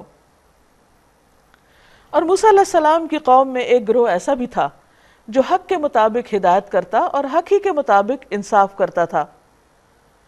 یعنی موسیٰ علیہ السلام کی قوم میں سب بگڑے ہوئے لوگ نہیں تھے، اس میں اچھے لوگ بھی تھے. اور ہم نے اس قوم کو 12 گھرانوں میں تقسیم کر کے انہیں مستقل گروہوں کی شکل دے دی گئی.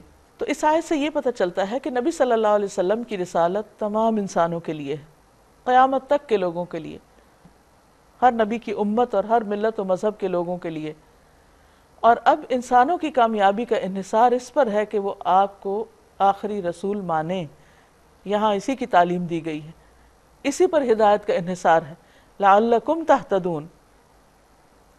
پھر موسیٰ علیہ السلام کے ایک گروہ کی تعریف کی گئی، یعنی بنی اسرائیل کے. موسیٰ علیہ السلام کی قوم میں ایک گروہ ایسا بھی تھا جو حق کے مطابق ہدایت کرتا، یعنی سچ پر قائم تھا اور حق ہی کے مطابق انصاف کرتا تھا. اور ہم نے اس قوم کو 12 گھرانوں میں تقسیم کر کے انہیں مستقل گروہوں کی شکل دے دی تھی، یعنی ان کی ایک پراپر تنظیم کر دی تھی، انہیں آرگنائز کر دیا گیا تھا. اور جب موسیٰ علیہ السلام سے اس کی قوم نے پانی مانگا تو ہم نے اس کو اشارہ کیا کہ فلاں چٹان پر اپنی لاٹھی مارو.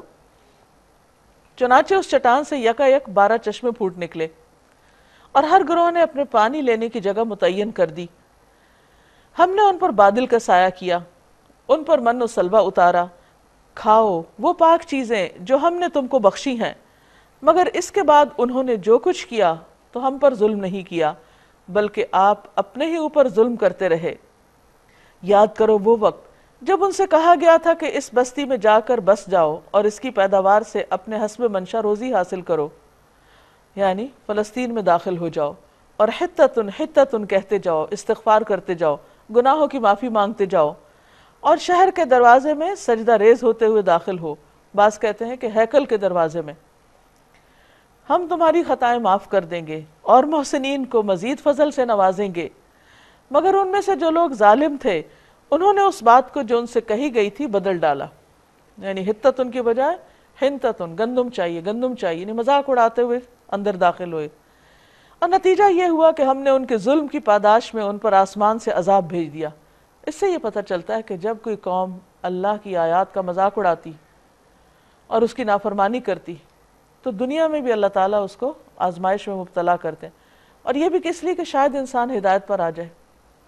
لیکن اگر ہوتا تو پھر اللہ تعالیٰ دنیا کی نعمتیں عام کر دیتے ہیں اور انسان اس استدراج اور اس بھول سے اور زیادہ بھٹکتا چلا جاتا ہے، پھر اس کی پکڑ اچانک ہوتی ہے۔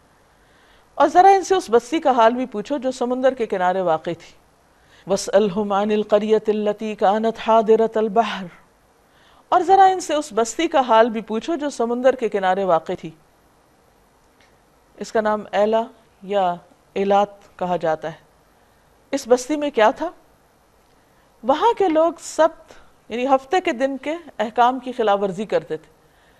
یہود کے لیے ہفتے کا دن بہت معزز دن تھا، محترم دن تھا، جس میں انہیں ہر طرح کے کام کاج سے روکا گیا تھا، حتیٰ کہ کوئی مزدوری نہیں کر سکتا تھا، آگ بھی نہیں جلا سکتے تھے، کھانا نہیں پکاتے تھے، کچھ بھی نہیں کرنا تھا، تو مکمل ریسٹ کا ڈے تھا۔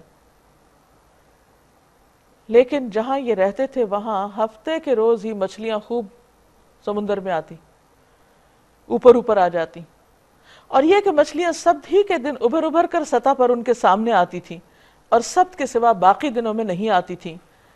یہ اس لیے ہوتا کہ ہم ان کی نافرمانیوں کی وجہ سے ان کو آزمائش میں ڈال رہے تھے، یعنی وہ مچھلیوں کا آنا دراصل ان کا ایک امتحان تھا۔ اور انہیں یہ بھی یاد دلاؤ کہ جب ان میں سے ایک گروہ نے دوسرے گروہ سے کہا تھا کہ تم ایسے لوگوں کو کیوں نصیحت کرتے ہو جنہیں اللہ ہلاک کرنے والا یا سخت سزا دینے والا ہے، تو انہوں نے جواب دیا تھا کہ ہم یہ سب کچھ تمہارے رب کے حضور اپنی معذرت پیش کرنے کے لیے کر رہے ہیں، اور اس امید پر کرتے ہیں کہ شاید یہ لوگ اس نافرمانی سے پرہیز کریں۔ آخر کار جب وہ ان ہدایات کو بالکل ہی فراموش کر گئے جو انہیں یاد کرائی گئی تھیں، تو ہم نے ان کو بچا لیا جو برائی سے روکتے تھے، اور باقی سب لوگوں کو جو ظالم تھے ان کی نافرمانیوں پر سخت عذاب میں پکڑ لیا۔ تو اس سے پتہ یہ چلتا ہے کہ اس بستی میں 3 طرح کے لوگ تھے۔ ایک وہ جو جرم کر رہے تھے، جس روز مچھلیاں نہیں پکڑنی چاہیے تھی اس روز پکڑ رہے تھے، دوسرے خاموش تماشائی تھے، اور تیسرے منع کرتے تھے۔ تو یہ جو خاموش تماشائی تھے یہ ان کو بھی کہتے تھے کہ کیا فائدہ منع کرنے کا، کوئی مانتا تو ہے نہیں، لیکن انہوں نے کہا کہ نہیں، یہ تو اللہ کا حکم ہے، اس لیے ہمیں منع تو کرنا ہے۔ اب ہوا یہ کہ جب ان کی پکڑ ہوئی، باقی سب جو غلط کام کر رہے تھے اور جو خاموش تماشائی تھے ان کی بھی شامت آ گئی، اور بچائے صرف وہ لوگ گئے جو منع کرنے والے تھے۔ تو اس سے ایک عام قاعدہ پتہ چلتا ہے کہ امت مسلمہ پر بھی امر بالمعروف اور نہی عن المنکر فرض ہے، کہ جب کسی میں برائی دیکھیں تو اس کو روکنے کی کوشش کریں، زبان سے سمجھائیں، ہاتھ سے روکیں، کوئی بھی طریقہ اختیار کریں، اس کے لیے دعا کریں، لیکن برائی کو کھلم کھلا ہوتے ہوئے چھوڑ نہ دیں، ورنہ جب عذاب آتا ہے تو پھر سب اس کی لپیٹ میں آ جاتے ہیں، اور یہ اللہ کی ناراضگی کا سبب بنتا ہے۔ پھر جب وہ پوری سرکشی کے ساتھ وہی کام کیے چلے گئے جس سے انہیں روکا گیا تھا، تو ہم نے کہا کہ بندر بن جاؤ، ذلیل و خوار، یعنی پھر ان کی شکلیں مسخ کر دی گئیں۔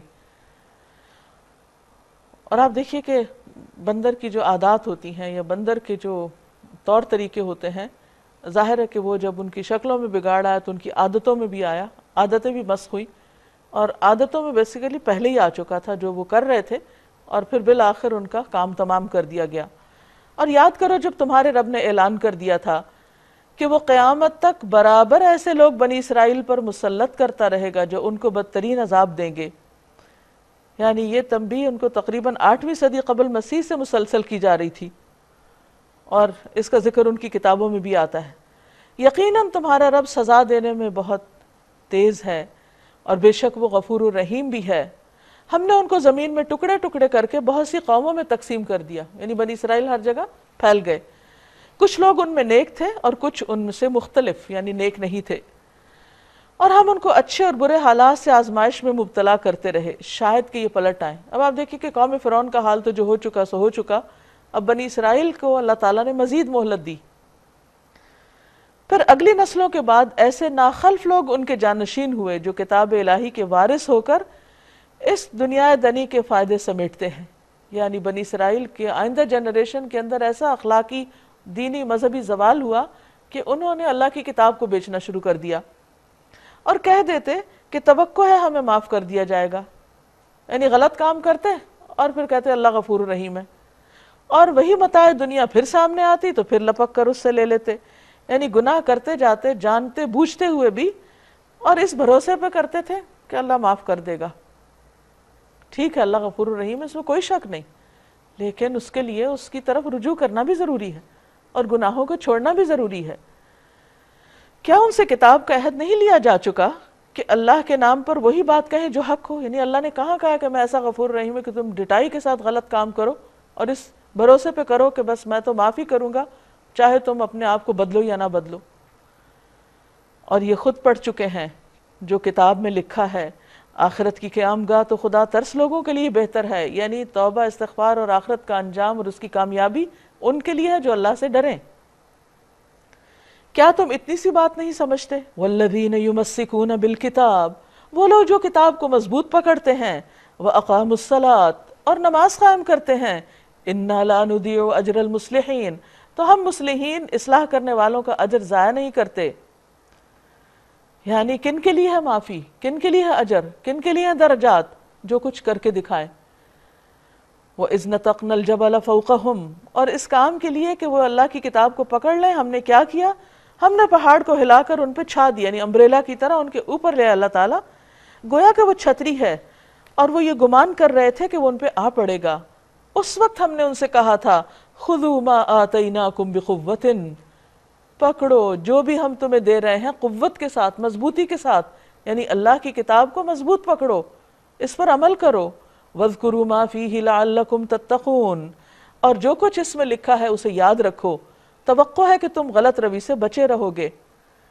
یعنی موسیٰ علیہ السلام کی قوم کو اللہ سبحانہ وتعالیٰ نے ہر طرح سمجھانے کی کوشش کی، حتیٰ کہ پہاڑ ان کے سر پہ لا کے انہیں کہا کہ مانو ورنہ یہ سر پہ گرتا ہے۔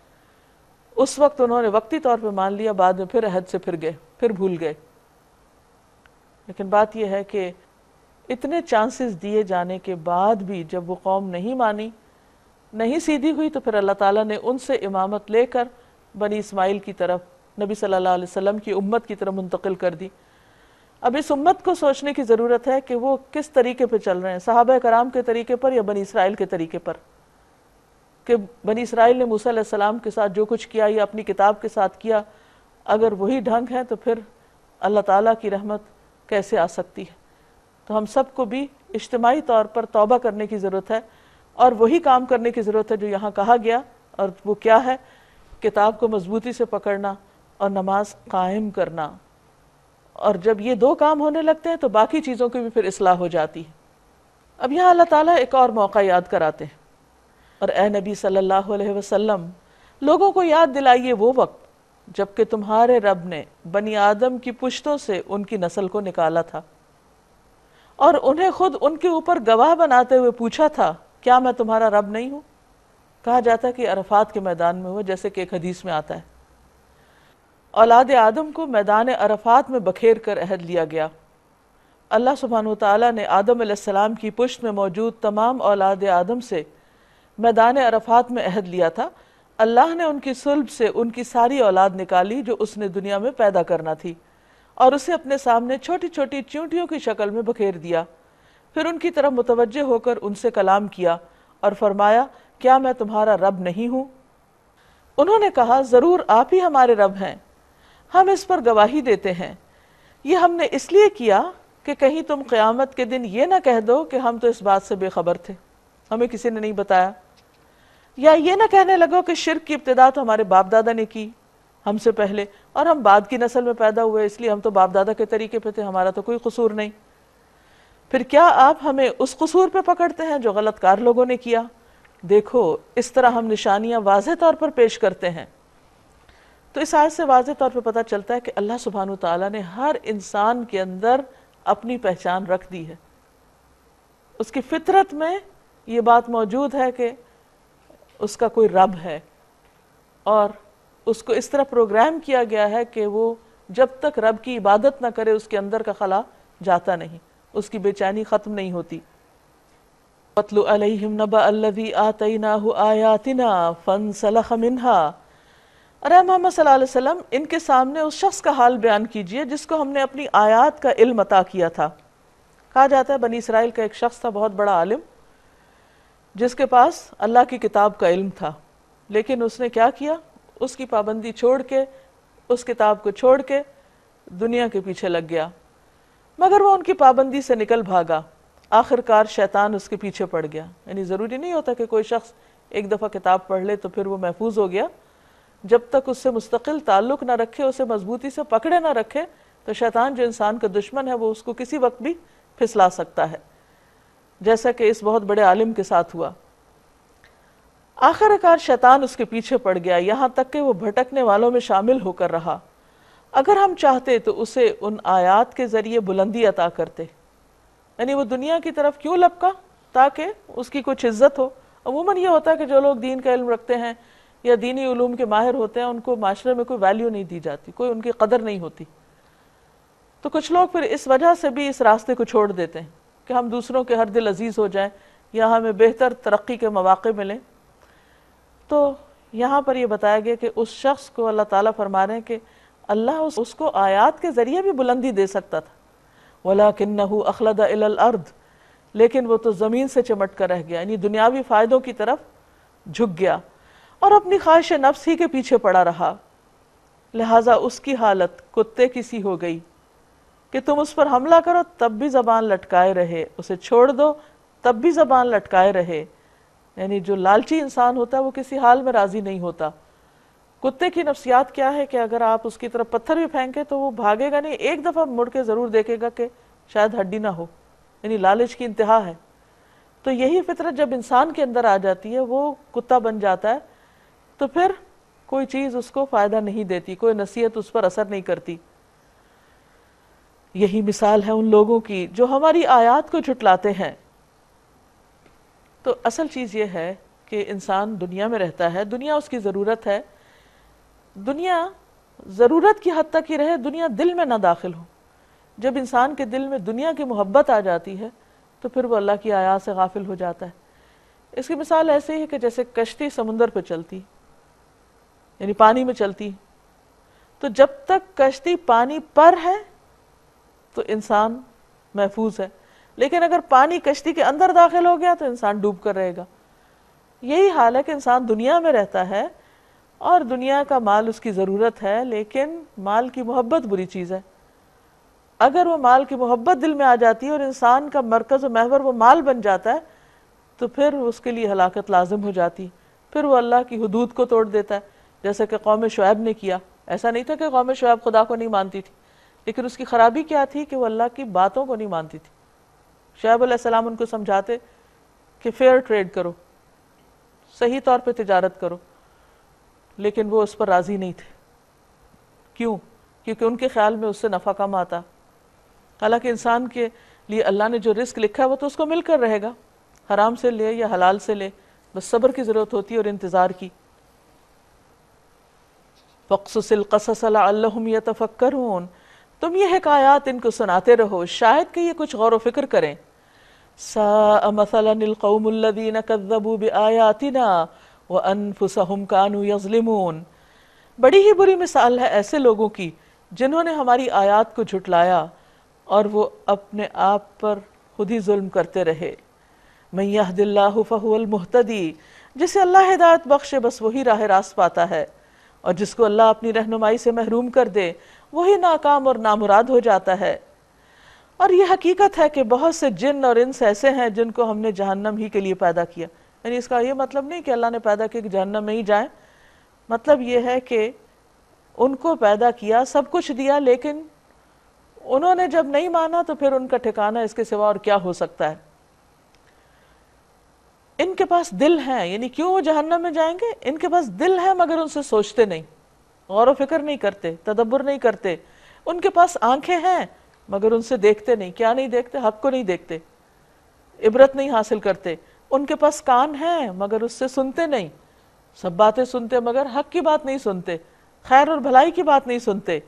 وہ جانوروں کی طرح ہیں, بلکہ ان سے بھی زیادہ گئے گزرے. یہ وہ لوگ ہیں جو غفلت میں کھوئے گئے ہیں. تو گویا غفلت کی زندگی ہلاکت کی زندگی ہے. دنیا میں بھی اگر آپ دیکھیں کہ کسی چیز کے بارے میں آپ غافل ہو جائیں, مثلا آپ کے پاس مال کا ڈھیر ہے اور آپ سو رہے ہوں, پرواہی نہ کریں, اس کی حفاظت ہی نہ کریں, تو کیا ہوگا؟ چوری ہو جائے گا, ہلاکت ہے. اسی طرح جان کی حفاظت, اولاد کی حفاظت, کسی بھی چیز کی. تو غفلت تو دنیاوی اعتبار سے بھی انسان کے لیے نقصان دہ ہوتی ہے, تو آخرت میں تو بہت ہی نقصان دہ کہ انسان اللہ سے غافل ہو جائے, اس کے ذکر سے غافل ہو جائے, اس کی عبادت سے غافل ہو جائے. تو جو لوگ غفلت میں زندگی بسر کریں گے پھر ان کا انجام اچھا نہیں. وہ دراصل اس آیت میں بتایا گیا ہے. وَلِلَّهِ الْأَسْمَاءُ الْحُسْنَى, اور اللہ کے ہیں اچھے اچھے نام. فَادْعُوهُ بِهَا, اس کو اچھے ناموں سے ہی پکارو, یعنی خوبصورت ناموں کے ساتھ اپنے رب کو پکارو. ظاہر ہے جس سے محبت ہوتی ہے اس کے کئی نام ہوتے ہیں, اس کو انسان ایک نام سے نہیں کئی ناموں سے پکارتا ہے. تو جس کو اللہ سے محبت ہوگی وہ بھی کیا کرے گا؟ اللہ سبحانہ وتعالیٰ کے مختلف نام یاد کرے گا اور ان سے اس کو پکارے گا اور دعا کرے گا. جیسے مختلف ناموں کی فضیلت آتی ہے کہ ان سے دعا کرے تو قبول ہوتی ہے. نبی صلی اللہ علیہ وسلم بدر کے موقع پر یا حیو یا قیوم برحمتک استغیث کہہ کے دعا مانگ رہے تھے. اسی طرح ایک حدیث میں آپ نے فرمایا الظوا بیا ذا الجلال والاکرام, یا ذا الجلال والاکرام کو لازم پکڑ لو, یعنی اگر چاہتے ہو کہ تمہاری دعائیں قبول ہوں. اور ان لوگوں کو چھوڑ دو جو اس کے نام رکھنے میں راستی سے منحرف ہو جاتے ہیں, یعنی اللہ کے ناموں کا وہ مطلب نہیں لیتے جو مطلب ہے, یعنی اس میں تعویلیں کرنے لگتے ہیں. جو کچھ وہ کرتے رہتے ہیں اس کا بدلہ وہ پا کر رہیں گے. ہماری مخلوق میں ایک گروہ ایسا بھی ہے جو ٹھیک ٹھیک حق کے مطابق ہدایت اور حق ہی کے مطابق انصاف کرتا ہے. رہے وہ لوگ جنہوں نے ہماری آیات کو جھٹلا دیا ہے تو ہم انہیں بتدریج ایسے طریقے سے تباہی کی طرف لے جائیں گے کہ انہیں خبر تک نہ ہوگی. میں ان کو ڈھیل دے رہا ہوں, میری چال کا کوئی توڑ نہیں. رسول اللہ صلی اللہ علیہ وسلم نے فرمایا اللہ تعالیٰ ظالم کو چند روز دنیا میں مہلت دیتا رہتا ہے, لیکن جب پکڑتا ہے تو پھر نہیں چھوڑتا. کیا ان لوگوں نے کبھی سوچا نہیں کہ ان کے رفیق یعنی محمد صلی اللہ علیہ وسلم پر جنون کا کوئی اثر نہیں, کیونکہ لوگ کہتے تھے کہ آپ کو کچھ ہو گیا, یعنی مجنون ہو گئے آپ. وہ تو ایک خبردار ہے, یعنی خبر دینے والا ہے جو برا انجام آنے سے پہلے صاف صاف خبردار کر رہا ہے. کیا ان لوگوں نے آسمان و زمین کے انتظام پر کبھی غور نہیں کیا, اور کسی بھی چیز کو جو اللہ نے پیدا کی آنکھیں کھول کے نہیں دیکھا؟ اور کیا یہ کبھی انہوں نے سوچا نہیں کہ شاید ان کی مہلت زندگی پوری ہونے کا وقت آ چکا ہو, وہ قریب آ گیا ہو. آخر پیغمبر کی اس تنبیہ کے بعد اور کون سی بات ایسی ہو سکتی ہے جس پر یہ ایمان لائیں گے؟ جس کو اللہ رہنمائی سے محروم کر دے اس کے لیے پھر کوئی رہنما نہیں. اور وہ کس کو کرتا ہے؟ جو آنکھیں رکھتے ہوئے دیکھتا نہیں, جو کان رکھتے ہوئے حق کی بات سنتا نہیں. اور اللہ انہیں ان کی سرکشی ہی میں بھٹکتا ہوا چھوڑ دیتا ہے. یہ لوگ تم سے پوچھتے ہیں آخر وہ قیامت کی گھڑی کب نازل ہوگی, یعنی بجائے اس کے کہ اس کی تیاری کریں توجہ اس پہ کہ اچھا آئے گی کب. کہو اس کا علم میرے رب ہی کے پاس ہے, اسے اپنے وقت پر ہی وہ ظاہر کرے گا. کسی اور کو اس نے اس کا علم دیا ہی نہیں کہ قیامت کب آئے گی. آسمانوں اور زمین میں وہ بڑا سخت وقت ہوگا, اسی لیے ہر شخص اس دن گھبرایا ہوا ہوگا. یہ لوگ اس کے متعلق تم سے اس طرح پوچھتے ہیں گویا تم اس کی کھوج میں لگے ہوئے ہو, یعنی آپ کا اور کوئی کام نہیں سوائے اس کے کہ یہ معلوم کرے کہ قیامت کب آئے گی. کہو اس کا علم تو صرف اللہ کو ہے, مگر اکثر لوگ اس کی حقیقت سے ناواقف ہیں.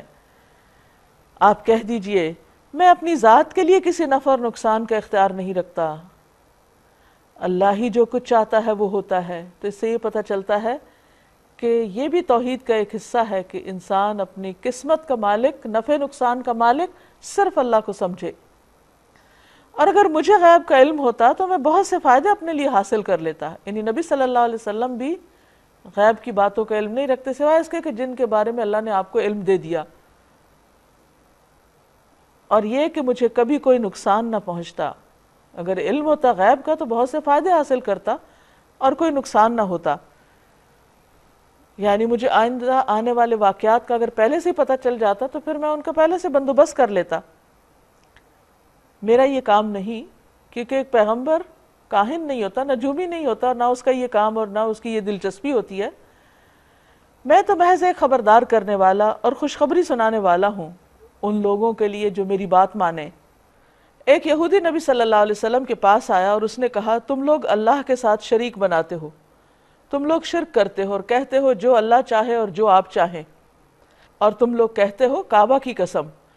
تو نبی صلی اللہ علیہ وسلم نے لوگوں کو حکم دیا کہ جب وہ قسم کھانے لگیں تو اس طرح کہا کریں رب کعبہ کی قسم، اور اس طرح کہا کریں جو اللہ چاہے پھر جو آپ چاہیں، یعنی اللہ کے ساتھ کسی اور کو مشیت میں بھی شریک نہیں کرنا چاہیے. وہ اللہ ہی ہے جس نے تمہیں ایک جان سے پیدا کیا، اسی سے اس کا جوڑا بنایا تاکہ اس کے پاس سکون حاصل کرے.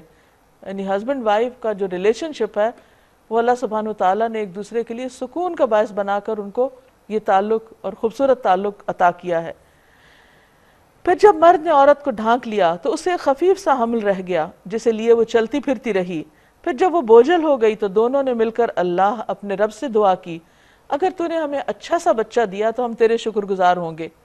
مگر جب اللہ نے ان کو صحیح و سالم بچہ دے دیا تو وہ اس کی اس بخشش اور عنایت میں دوسروں کو اس کا شریک ٹھہرانے لگے، شرک کرنے لگے کہ یہ کسی اور نے دیا ہے. اللہ بہت بلند و برتر ہے ان مشرکانہ باتوں سے جو یہ لوگ کرتے ہیں. کیسے نادان ہیں یہ لوگ کہ ان کو خدا کا شریک ٹھہراتے ہیں جو کسی بھی چیز کو پیدا نہیں کرتے بلکہ خود پیدا کیے جاتے ہیں. یعنی مخلوق کو خدا ماننا انتہا درجے کی حماقت ہے، جو نہ ان کی مدد کر سکتے کیونکہ مخلوق تو خود محتاج ہوتی، اور نہ اپنی مدد پہ آپ ہی قادر ہیں. اگر تم انہیں سیدھی راہ پر آنے کی دعوت دو تو وہ تمہارے پیچھے نہ آئیں. تم خواہ انہیں پکارو یا خاموش رہو، دونوں صورتوں میں تمہارے لیے یکساں ہی رہے. تم لوگ خدا کو چھوڑ کر جنہیں بھی پکارتے ہو، نہیں اللہ کو چھوڑ کر کسی اور کے در پہ جاتے ہو، کسی سے بھی مدد مانگتے ہو، وہ تو محض بندے ہیں، وہ خود محتاج ہیں جیسے تم بندے ہو. ان سے دعائیں مانگ دیکھو، چاہیے کہ تمہاری دعاؤں کا جواب دیں اگر ان کے بارے میں تمہارے خیالات صحیح ہیں. لیکن ایسا نہیں ہوتا کیونکہ جو دنیا سے جا چکے ان کا معاملہ تو اللہ کے سپرد ہے. ہمیں نہیں معلوم وہ کس حال میں، ہم ان سے اچھا گمان رکھتے ہیں لیکن اصل حقیقت تو اللہ ہی کو پتا ہے. اور پھر یہ کہ ہر انسان خواہ کوئی بھی ہو وہ خود اپنی نجات اور اپنے درجات کے لیے اللہ کا محتاج ہے. تو کسی کے لیے کچھ کرنے سے پہلے تو وہ یہ دیکھے گا وہ اپنے لیے کیا کر رہا ہے یا کیا کر سکتا ہے. فرمایا کیا یہ پاؤں رکھتے ہیں کہ ان سے چلیں؟ یعنی ان کے معبود جن کے پاس یہ اپنی فریادیں لے کر آتے ہیں وہ تو چلنے پہ بھی قادر نہیں. اب کیا یہ ہاتھ رکھتے ہیں کہ اس سے پکڑیں؟ کیا یہ آنکھیں رکھتے ہیں کہ ان سے دیکھیں؟ کیا یہ کان رکھتے ہیں کہ ان سے سنیں؟ یہ سب کچھ کسی آبجیکٹ آف ورشپ کے بارے میں نہیں کہا جا رہا، جیتے جاگتے انسانوں کے بارے میں کہا جا رہا ہے. اور خاص طور پر جب وہ مر جائیں اور دنیا سے چلے جائیں اور پھر ان سے انسان اپنی توقعات رکھے کہ وہ زندہ انسانوں کے لیے کچھ کرے. تو فرمایا کہ وہ تو اپنی مدد بھی نہیں کر سکتے، تمہاری کیا کریں گے؟ اے محمد صلی اللہ علیہ وسلم ان سے کہیے بلا لو اپنے ٹھہرائے ہوئے شریکوں کو، پھر تم سب مل کر میرے خلاف تدبیریں کرو اور مجھے ہرگز مہلت نہ دو. میرا حامی و ناصر وہ اللہ ہے جس نے یہ کتاب نازل کی ہے اور وہ نیک آدمیوں کی حمایت کرتا ہے. یعنی میں تمہیں حق بتاؤں گا اور اپنا معاملہ اللہ پہ چھوڑتا ہوں اور اللہ تعالیٰ حفاظت کرنے والا ہے.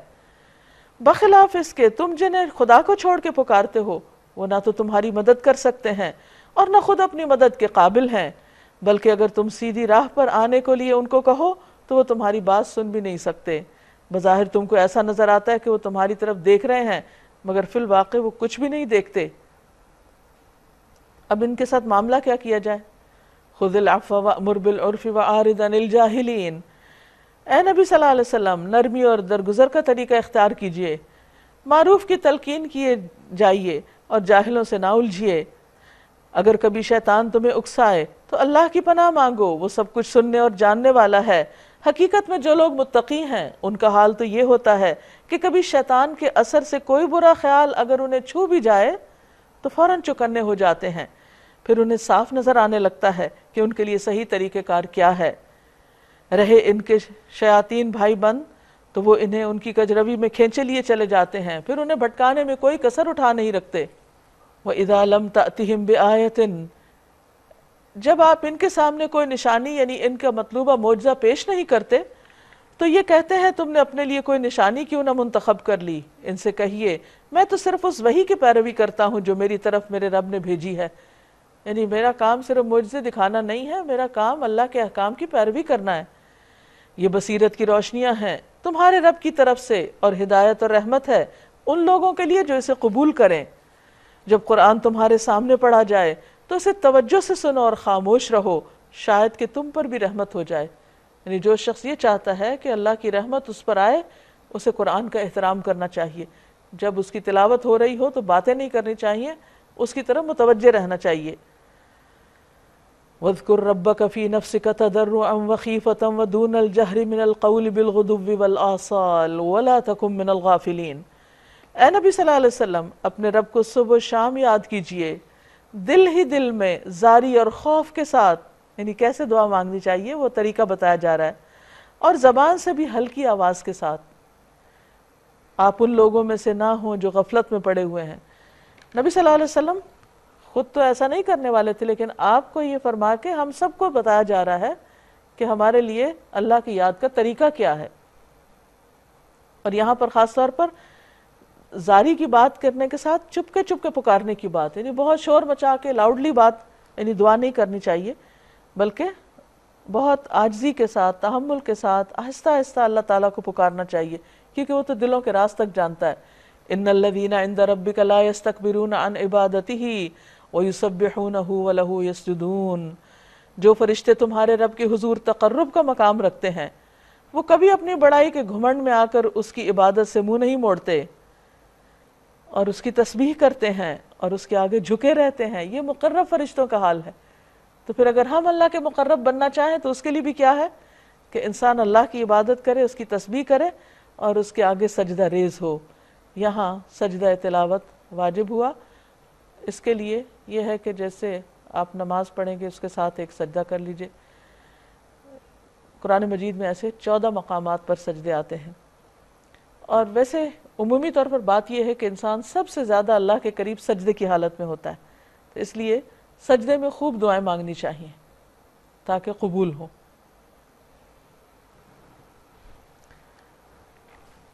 سورۃ الانفال۔ بسم اللہ الرحمن الرحیم۔ شروع اللہ کے نام سے جو بے انتہا مہربان نہایت رحم فرمانے والا ہے۔ یسألونک عن الانفال قل الانفال للہ والرسول فاتقوا اللہ واصلحوا ذات بینکم وَأَطِيعُوا اللَّهَ وَرَسُولَهُ إِن كُنتُم مُؤْمِنِينَ۔ تم سے انفال کے متعلق پوچھتے ہیں، کہو یہ انفال تو اللہ اور اس کے رسول کے ہیں صلی اللہ علیہ وسلم، پس تم لوگ اللہ سے ڈرو اور اپنے آپس کے تعلقات درست رکھو، اور اللہ اور اس کے رسول کی اطاعت کرو اگر تم مومن ہو۔ سورۃ الانفال 2 ہجری میں جنگ بدر کے بعد نازل ہوئی، اور اس میں اس جنگ کے متعلق بہت سی ہدایات دی گئیں اور اس پر تبصرہ بھی ہے۔ جنگ بدر کا پس منظر ہم سب کو معلوم ہے کہ قریش کا ایک تجارتی قافلہ ابو سفیان بن حرب کی قیادت میں شام سے مکہ کی طرف جا رہا تھا۔ جب وہ مدینہ کے قریب سے گزرنے والا تھا تو اس کو یہ خوف لاحق ہوا کہ کہیں مسلمان اس کے قافلے کو لوٹ نہ لیں، تو اس نے ایک تیز رفتار اونٹنی اپنے آگے بھیجی مکہ میں اور کہا کہ میں خطرے میں ہوں، تم میری مدد کو پہنچو۔ تو اس طرح 1000 کے قریب لوگ، 950 ان کی تعداد بتائی جاتی ہے، وہ پورے جوش خروش کے ساتھ مسلمانوں کے مقابلے کے لیے مکہ سے چل پڑے، اور بدر کے مقام پر آ کر انہوں نے اپنی جگہ متعین کر لی۔ ادھر مسلمانوں کو اس بات کا علم ہوا تو ایک طرف وہ قافلہ تھا جس کے ساتھ صرف 40 لوگ تھے اور وہ مال و دولت سے بھرا ہوا تھا۔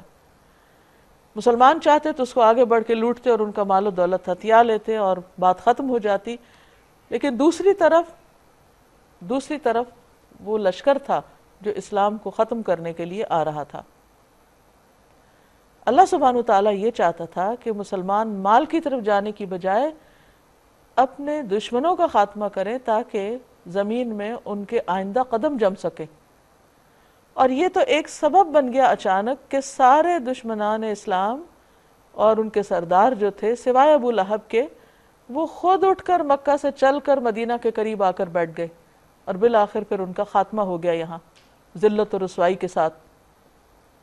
اب چونکہ یہ پہلی جنگ تھی جو پراپر طریقے سے لڑی گئی تھی اسلام کے پرچم کے نیچے، تو اس لیے مسلمانوں کو اب یہ نہیں معلوم تھا کہ اس جنگ میں جو مال غنیمت آئی ہے، حاصل ہوئی ہے، اس کا کیا کرنا ہے۔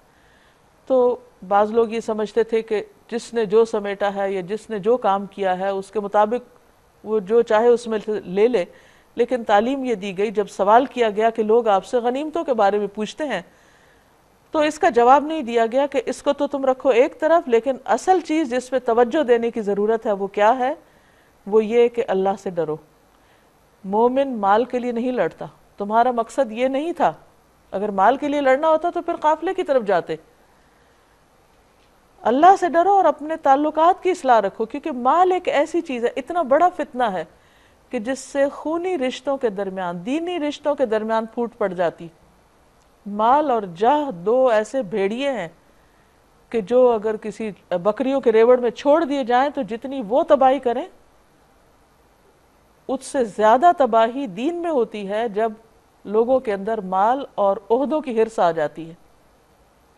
تو اس لیے اللہ سبحانہ وتعالیٰ نے ان کے سوال پر فوری جواب نہیں دیا، فرمایا یہ تم بھول جاؤ کہ یہ مال غنیمت تمہارا ہی اللہ اور اس کے رسول کا ہے، اب بتاؤ تم اللہ اور رسول کی محبت میں گئے تھے وہاں، اور وہی تمہارے اندر ہونی چاہیے، اور جس چیز پہ تمہیں فوکس کرنا وہ اپنی تربیت ہے۔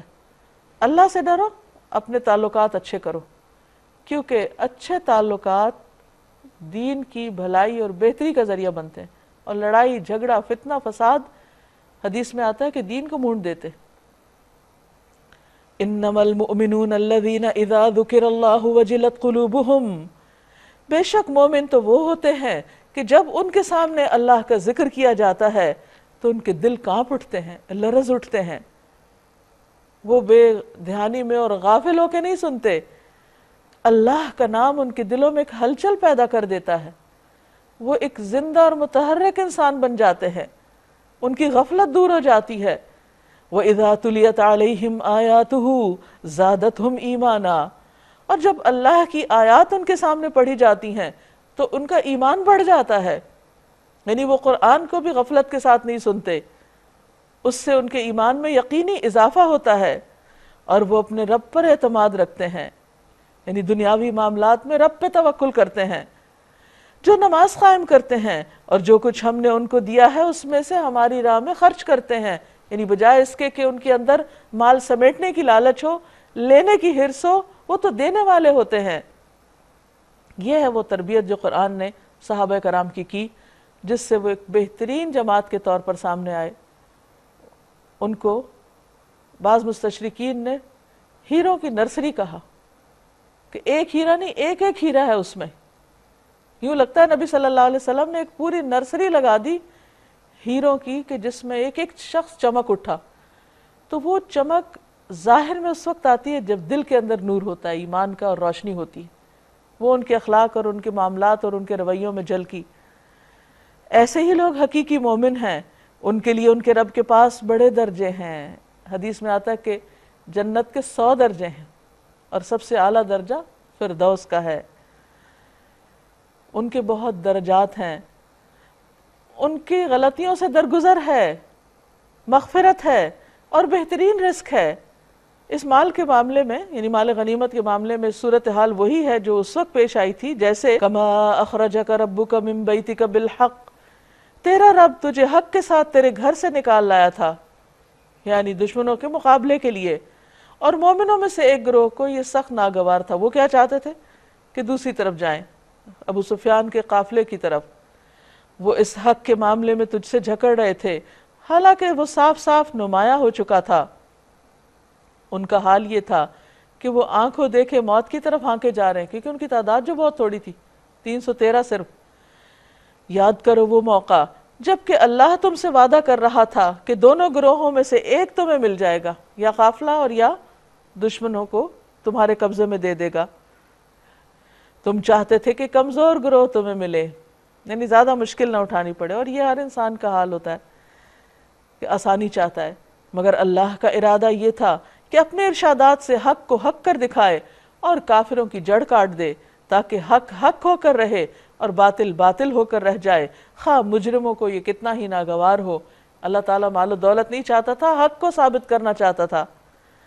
اور وہ موقع جب کہ تم اپنے رب سے فریاد کر رہے تھے، یعنی جب میدان بدر میں اترے تو نبی صلی اللہ علیہ وسلم رات کے وقت ساری رات اللہ سبحانہ وتعالیٰ کے حضور گڑ گڑاتے رہے، رو رو کے دعائیں مانگتے رہے۔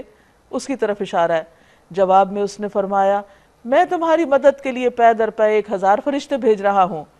یہ بات اللہ نے تمہیں صرف اس لیے بتا دی کہ تمہیں خوشخبری ہو اور تمہارے دل اس سے مطمئن ہو جائے، ورنہ مدد تو جب بھی ہوتی ہے اللہ ہی کی طرف سے ہوتی ہے۔ یقیناً اللہ زبردست اور دانا ہے، حکمت والا ہے۔ اور وہ وقت جب کہ اللہ اپنی طرف سے غنودگی کی شکل میں تم پر اطمینان اور بے خوفی کی کیفیت طاری کر رہا تھا، یعنی یہ تجربہ جنگ احد میں بھی مسلمانوں کو پیش آیا اور بدر میں بھی، کہ جس طرح رات کو مسلمان آرام سے سو گئے اور صبح تازہ دم ہو کر اٹھے اور دشمن کے مقابلے کے لیے تیار تھے، اور آسمان سے تمہارے اوپر پانی برسا رہا تھا۔ اب ہوا یہ کہ جب قریش کا قافلہ چونکہ پہلے پہنچ گیا، انہوں نے آ کے پانی پہ بھی قبضہ کر لیا اور اچھی جگہ سنبھال لی، اور مسلمان جو تھے وہ دوسری طرف تھے جہاں پانی نہیں تھا، تو بڑی پریشانی ہوئی۔ تو اللہ سبحانہ وتعالیٰ نے رحمت کی بارش برسا دی، جس سے مسلمانوں کو پانی مل گیا اور سارا پانی کفار کی طرف چلا گیا اور وہاں خوب کیچڑ ہو گیا، جو ان کی پھسلن کا سبب بن گیا۔ اور آسمان سے تمہارے اوپر پانی برسا رہا تھا تاکہ تمہیں پاک کر دے اور تم سے شیطان کی ڈالی ہوئی نجاست دور کر دینی، جو وسوسے تھے اور تمہارے مزاج کے اندر ایک پریشانی اور کرب سا پیدا ہو گیا تھا، اور ایک گھبراہٹ سی کہ کس طرح مقابلہ کریں گے، کوئی حالات بھی سازگار نہیں ہے۔ تو یہ اللہ تعالیٰ کی طرف سے بہت دفعہ آزمائش ہوتی ہے انسان کے اوپر، کہ ساری صورتحال آس پاس کی ایسے ہو جاتی ہے کہ جیسے اس کے فیور میں نہیں ہے، لیکن اس میں بھی خیر ہوتی ہے۔ اللہ تعالیٰ بندے کے لیے کچھ اور بھلائی چاہ رہا ہوتا ہے اور اس کو مضبوط کر رہا ہوتا ہے، تاکہ تمہیں پاک کرے اور تم سے شیطان کی ڈالی ہوئی نجاست دور کر دے، اس کے وسوسے صاف کر دے۔ یعنی بارش کا پانی جو ہے وہ انسان کو نہ صرف یہ کہ ویسے فزیکلی صاف پاک کرتا ہے، بلکہ اس کے دل کی حالت کو بھی بہتر بنانے کا ذریعہ ہوتا ہے، اور تمہاری ہمت بندھائے اور اس کے ذریعے سے تمہارے قدم جما دے، یعنی زمین کو بھی اس نے پکا کر دیا، اچھا کر دیا۔ اور وہ وقت جب کہ تمہارا رب فرشتوں کو اشارہ کر رہا تھا کہ میں تمہارے ساتھ ہوں، تم اہل ایمان کو ثابت قدم رکھو، یعنی کس طرح اللہ نے ہر طرح سے مدد کی، حالات کو اچھا کر کے، فرشتوں کو بھیج کے۔ میں ابھی ان کافروں کے دلوں میں روب ڈالے دیتا ہوں۔ نبی صلی اللہ علیہ وسلم کی خصوصیات میں سے ایک خاص خوبی یہ ہے کہ آپ کو دشمن کے مقابلے پر روب عطا کیا گیا۔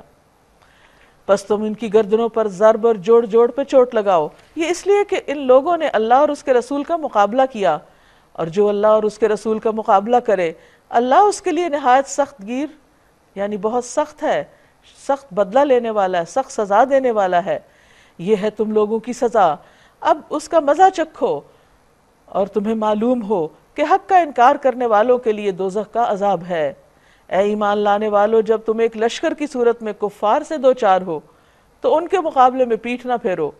جس نے ایسے موقع پر پیٹھ پھیری، اللہ یہ کہ جنگی چال کے طور پر کوئی ایسا کرے یا کسی دوسری فوج سے جا ملنے کے لیے، تو ادروائز وہ اللہ کے غضب میں گھر جائے گا۔ یعنی میدان جنگ سے ایک شخص کا بھاگنا پوری فوج کو بھگانے کا سبب ہو سکتا ہے، اور یہ دوسروں کے دل میں ایک خوف پیدا کر دیتا ہے، اس لیے اس کو کبیرہ گناہ بتایا گیا۔ تو جو ایسا کرے وہ اللہ کے غضب میں گھر گیا، نکلا تھا اللہ کے راستے میں اور غلط کام کر کے اللہ کی ناراضگی مول لی، اس کا ٹھکانہ جہنم ہوگا، اور وہ بہت بری جائے بازگشت ہے۔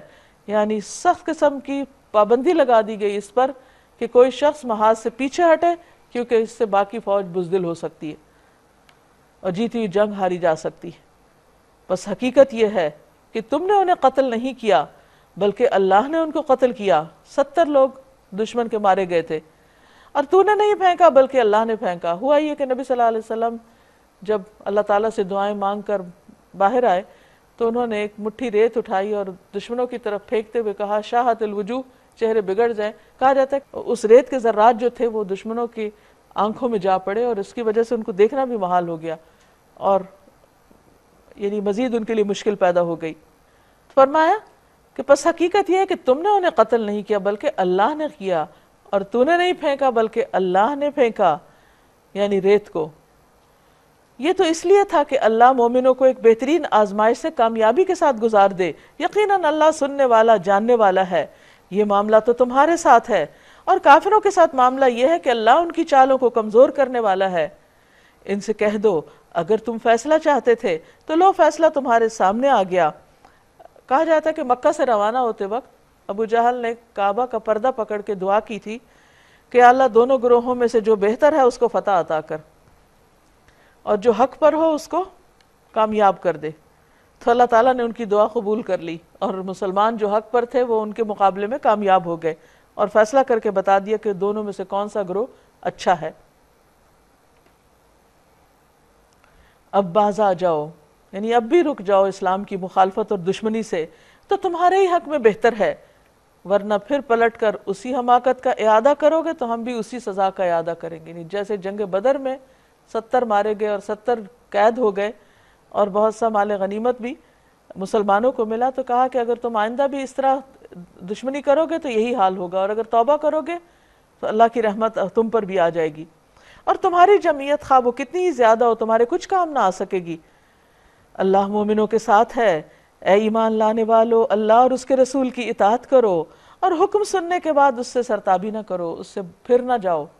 یہ ہم سب کے لیے حکم ہے کہ اللہ رسول کی بات مانو اور اس سے انکار مت کرو، اور ان لوگوں کی طرح نہ ہو جاؤ جنہوں نے کہا کہ ہم نے سنا حالانکہ وہ سنتے نہیں ہیں۔ یعنی احکامات کو توجہ سے سنو۔ یقیناً خدا کے نزدیک بدترین قسم کے جانور وہ بہرے گنگے لوگ ہیں جو عقل سے کام نہیں لیتے، یعنی گنگے سے مراد یہاں حق نہیں سنتے، حق کو نہیں بولتے۔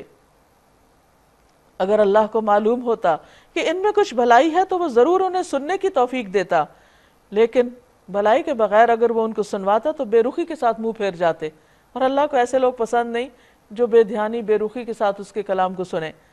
اے ایمان لانے والو اللہ اور اس کے رسول کی پکار پر لبیک کہو، جب کہ رسول تمہیں اس چیز کی طرف بلائے جو تمہیں زندگی بخشنے والی ہے، اور جان رکھو کہ اللہ آدمی اور اس کے دل کے درمیان حائل ہے۔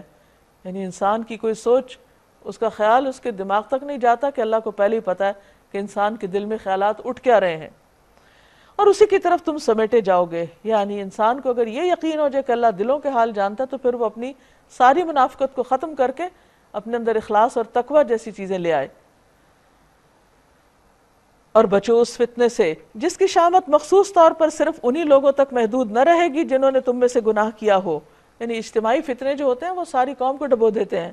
رسول اللہ صلی اللہ علیہ وسلم نے فرمایا، جو لوگ ظالم کو دیکھیں اور اس کے ہاتھ کو نہ روکیں تو قریب ہے کہ اللہ تعالیٰ ان سب کو عذاب میں مبتلا کر ڈالے گا۔ یعنی وہ ظلم پھر صرف چند لوگوں تک نہیں رہے گا، اس کا دائرہ پھیلتے پھیلتے ہر شخص کسی نہ کسی طرح اس کی لپیٹ میں آ جائے گا۔ اور جان رکھو کہ اللہ سخت سزا دینے والا ہے۔ یاد کرو وہ وقت جب کہ تم تھوڑے تھے، زمین میں تم کو بے زور سمجھا جاتا تھا، تم ڈرتے رہتے تھے کہ کہیں لوگ تم کو مٹا نہ دیں، پھر اللہ نے تم کو جائے پناہ مہیا کی، یعنی مدینہ جیسی جگہ دی، اپنی مدد سے تمہارے ہاتھ مضبوط کیے اور تمہیں اچھا رزق پہنچایا، شاید کہ تم شکر گزار بنو۔ اے ایمان لانے والو جانتے بوجھتے اللہ اور رسول کے ساتھ خیانت مت کرو، اور اپنی امانتوں میں غداری کے مرتکب نہ ہو۔ یعنی تمام ذمہ داریاں جو ٹرسٹ کر کے کسی کے سپرد کی جاتی ہیں، خواہ کوئی عہدہ ہو، چھوٹا کام ہو یا بڑا ہو، تو لوگوں کو اس کو صحیح طور پر انجام دینا چاہیے، اپنے ذاتی کاموں سے بھی بڑھ کر ان کاموں کا خیال کرنا چاہیے جو اللہ کے دین سے متعلق ہوتے ہیں۔ وَاعْلَمُوا، اور جان رکھو، انما اموالکم و اولادکم فتنہ، کہ تمہارے مال اور اولاد تو فتنہ ہیں، کیونکہ انہی کی وجہ سے انسان ذمہ داریوں کو صحیح طور پر نہیں نبھاتا جو اللہ کی طرف سے اس پر عائد ہوتی ہیں۔ وَأَنَّ اللَّهَ عِنْدَهُ أَجْرٌ عَظِيمٌ، اور اللہ کے پاس اجر عظیم ہے۔ یا ایھا الذین آمنوا، اے لوگو جو ایمان لائے ہو، ان تتقوا اللہ یجعل لکم فرقانا، اگر تم اللہ کا تقوی اختیار کرو گے، اللہ سے ڈرو گے، تو وہ تمہارے اندر ایک فرقان پیدا کر دے گا، حق و باطل کو الگ الگ کرنے اور ان کو سمجھنے کی صلاحیت بخش دے گا، اور تمہاری برائیوں کو تم سے دور کر دے گا، اور تمہارے قصور معاف کرے گا۔ اللہ بڑا فضل فرمانے والا ہے۔ تو یہ تقوی کے فائدے ہیں اللہ سے ڈرنے کے، کیونکہ جب انسان ڈرتا ہے تو محتاط ہوتا ہے، اور پھر اللہ تعالیٰ اس کے دل پر حکمت جاری کر دیتا ہے اور اس کو اچھے برے کو خوب سمجھا دیتا ہے۔ وہ وقت بھی یاد کرو جب منکرین حق تیرے خلاف تدبیریں سوچ رہے تھے کہ تجھے قید کر دیں یا قتل کر ڈالیں یا جلاوطن کر دیں، یعنی ہجرت سے پہلے۔ وہ اپنی چالیں چل رہے تھے اور اللہ اپنی چال چل رہا تھا، اور اللہ سب سے بہتر چال چلنے والا ہے۔ جب ان کو ہماری آیات سنائی جاتی تھیں تو کہتے تھے کہ ہاں ہم نے سن لیا، ہم چاہیں تو ہم بھی ایسی باتیں بنا سکتے ہیں۔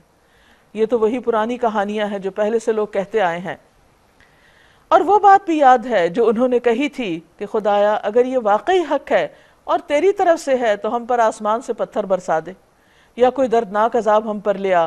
اس وقت تو اللہ ان پر عذاب نازل کرنے والا نہ تھا جبکہ تو ان میں موجود تھا، یعنی نبی صلی اللہ علیہ وسلم کو وجود ہی باعث رحمت تھا کہ آپ کے ہوتے ہوئے قوم کو پوری طرح ختم کرنا مقصود نہ تھا اور ہونا بھی نہیں تھا، اور نہ ہی اللہ کا قاعدہ ہے کہ لوگ استغفار کر رہے ہیں اور وہ ان کو عذاب دے دے۔ تو استغفار جو ہے وہ انسان کو بہت سی بلاؤں، مصیبتوں اور تکلیفوں سے محفوظ رکھتا ہے، کیونکہ انسان ہے خطا کا پتلا۔ عام طور پہ ہم غلطی کر کے بھی نہیں سمجھتے کہ ہم غلطی کر رہے ہیں، تو جب انسان غلطی پہ غلطی کرتا ہے تو پھر پکڑ آتی ہے۔ تو ایسے موقع پر انسان کو کیا کرنا چاہیے؟ توبہ استغفار، واقعی اللہ سے معافی مانگ کے ان ساری حرکتوں کو چھوڑ دے جو اس کے لیے مصیبت کا باعث بنتی ہیں۔ تو اللہ تعالیٰ کا قاعدہ کیا ہے کہ اگر پروفٹ کسی قوم کے اندر موجود ہو تو اس کو بھی عذاب نہیں دے گا، اور جو قوم استغفار کرے جیسے قوم یونس تو ان کو بھی عذاب نہیں دے گا۔ لیکن اب کیوں نہ وہ ان پر عذاب نازل کرے جبکہ وہ مسجد حرام کا راستہ روک رہے ہیں، حالانکہ وہ اس مسجد کے جائز متولی نہیں ہیں۔ اس کے جائز متولی تو صرف اہل تقوی ہی ہو سکتے ہیں، مگر اکثر لوگ اس بات کو جانتے نہیں۔ بیت اللہ کے پاس ان لوگوں کی نماز کیا ہوتی ہے؟ بس سیٹیاں بجاتے اور تالیاں پیٹتے ہیں۔ پس لو اس عذاب کا مزہ چکھو اپنے اس انکار حق کی پاداش میں جو تم کرتے رہے ہو۔ جن لوگوں نے حق کو ماننے سے انکار کیا وہ اپنے مال خدا کے راستے میں روکنے کے لیے صرف کر رہے ہیں، یعنی مسلمان دین کی ترقی میں خرچ کرتے ہیں اور دوسرے لوگ دین کو روکنے میں، اور ابھی وہ اور خرچ کریں گے، مگر آخر کار یہی کوششیں ان کے لیے پچھتاوے کا سبب بنے گی۔ پھر وہ مغلوب ہوں گے، پھر یہ کافر جہنم کی طرف گھیر لائے جائیں گے تاکہ اللہ گندگی کو پاکیزگی سے چھانٹ کر الگ کر دے اور ہر قسم کی گندگی کو ملا کر اکٹھا کرے، پھر اس پلندے کو جہنم میں جھونک دے۔ یہی لوگ دراصل دیوالیے ہیں، یعنی سب سے زیادہ نقصان اور خسارے میں کہ ان کی ساری محنت، قابلیت، پوری زندگی کا سرمایہ سب کچھ ڈوب گیا۔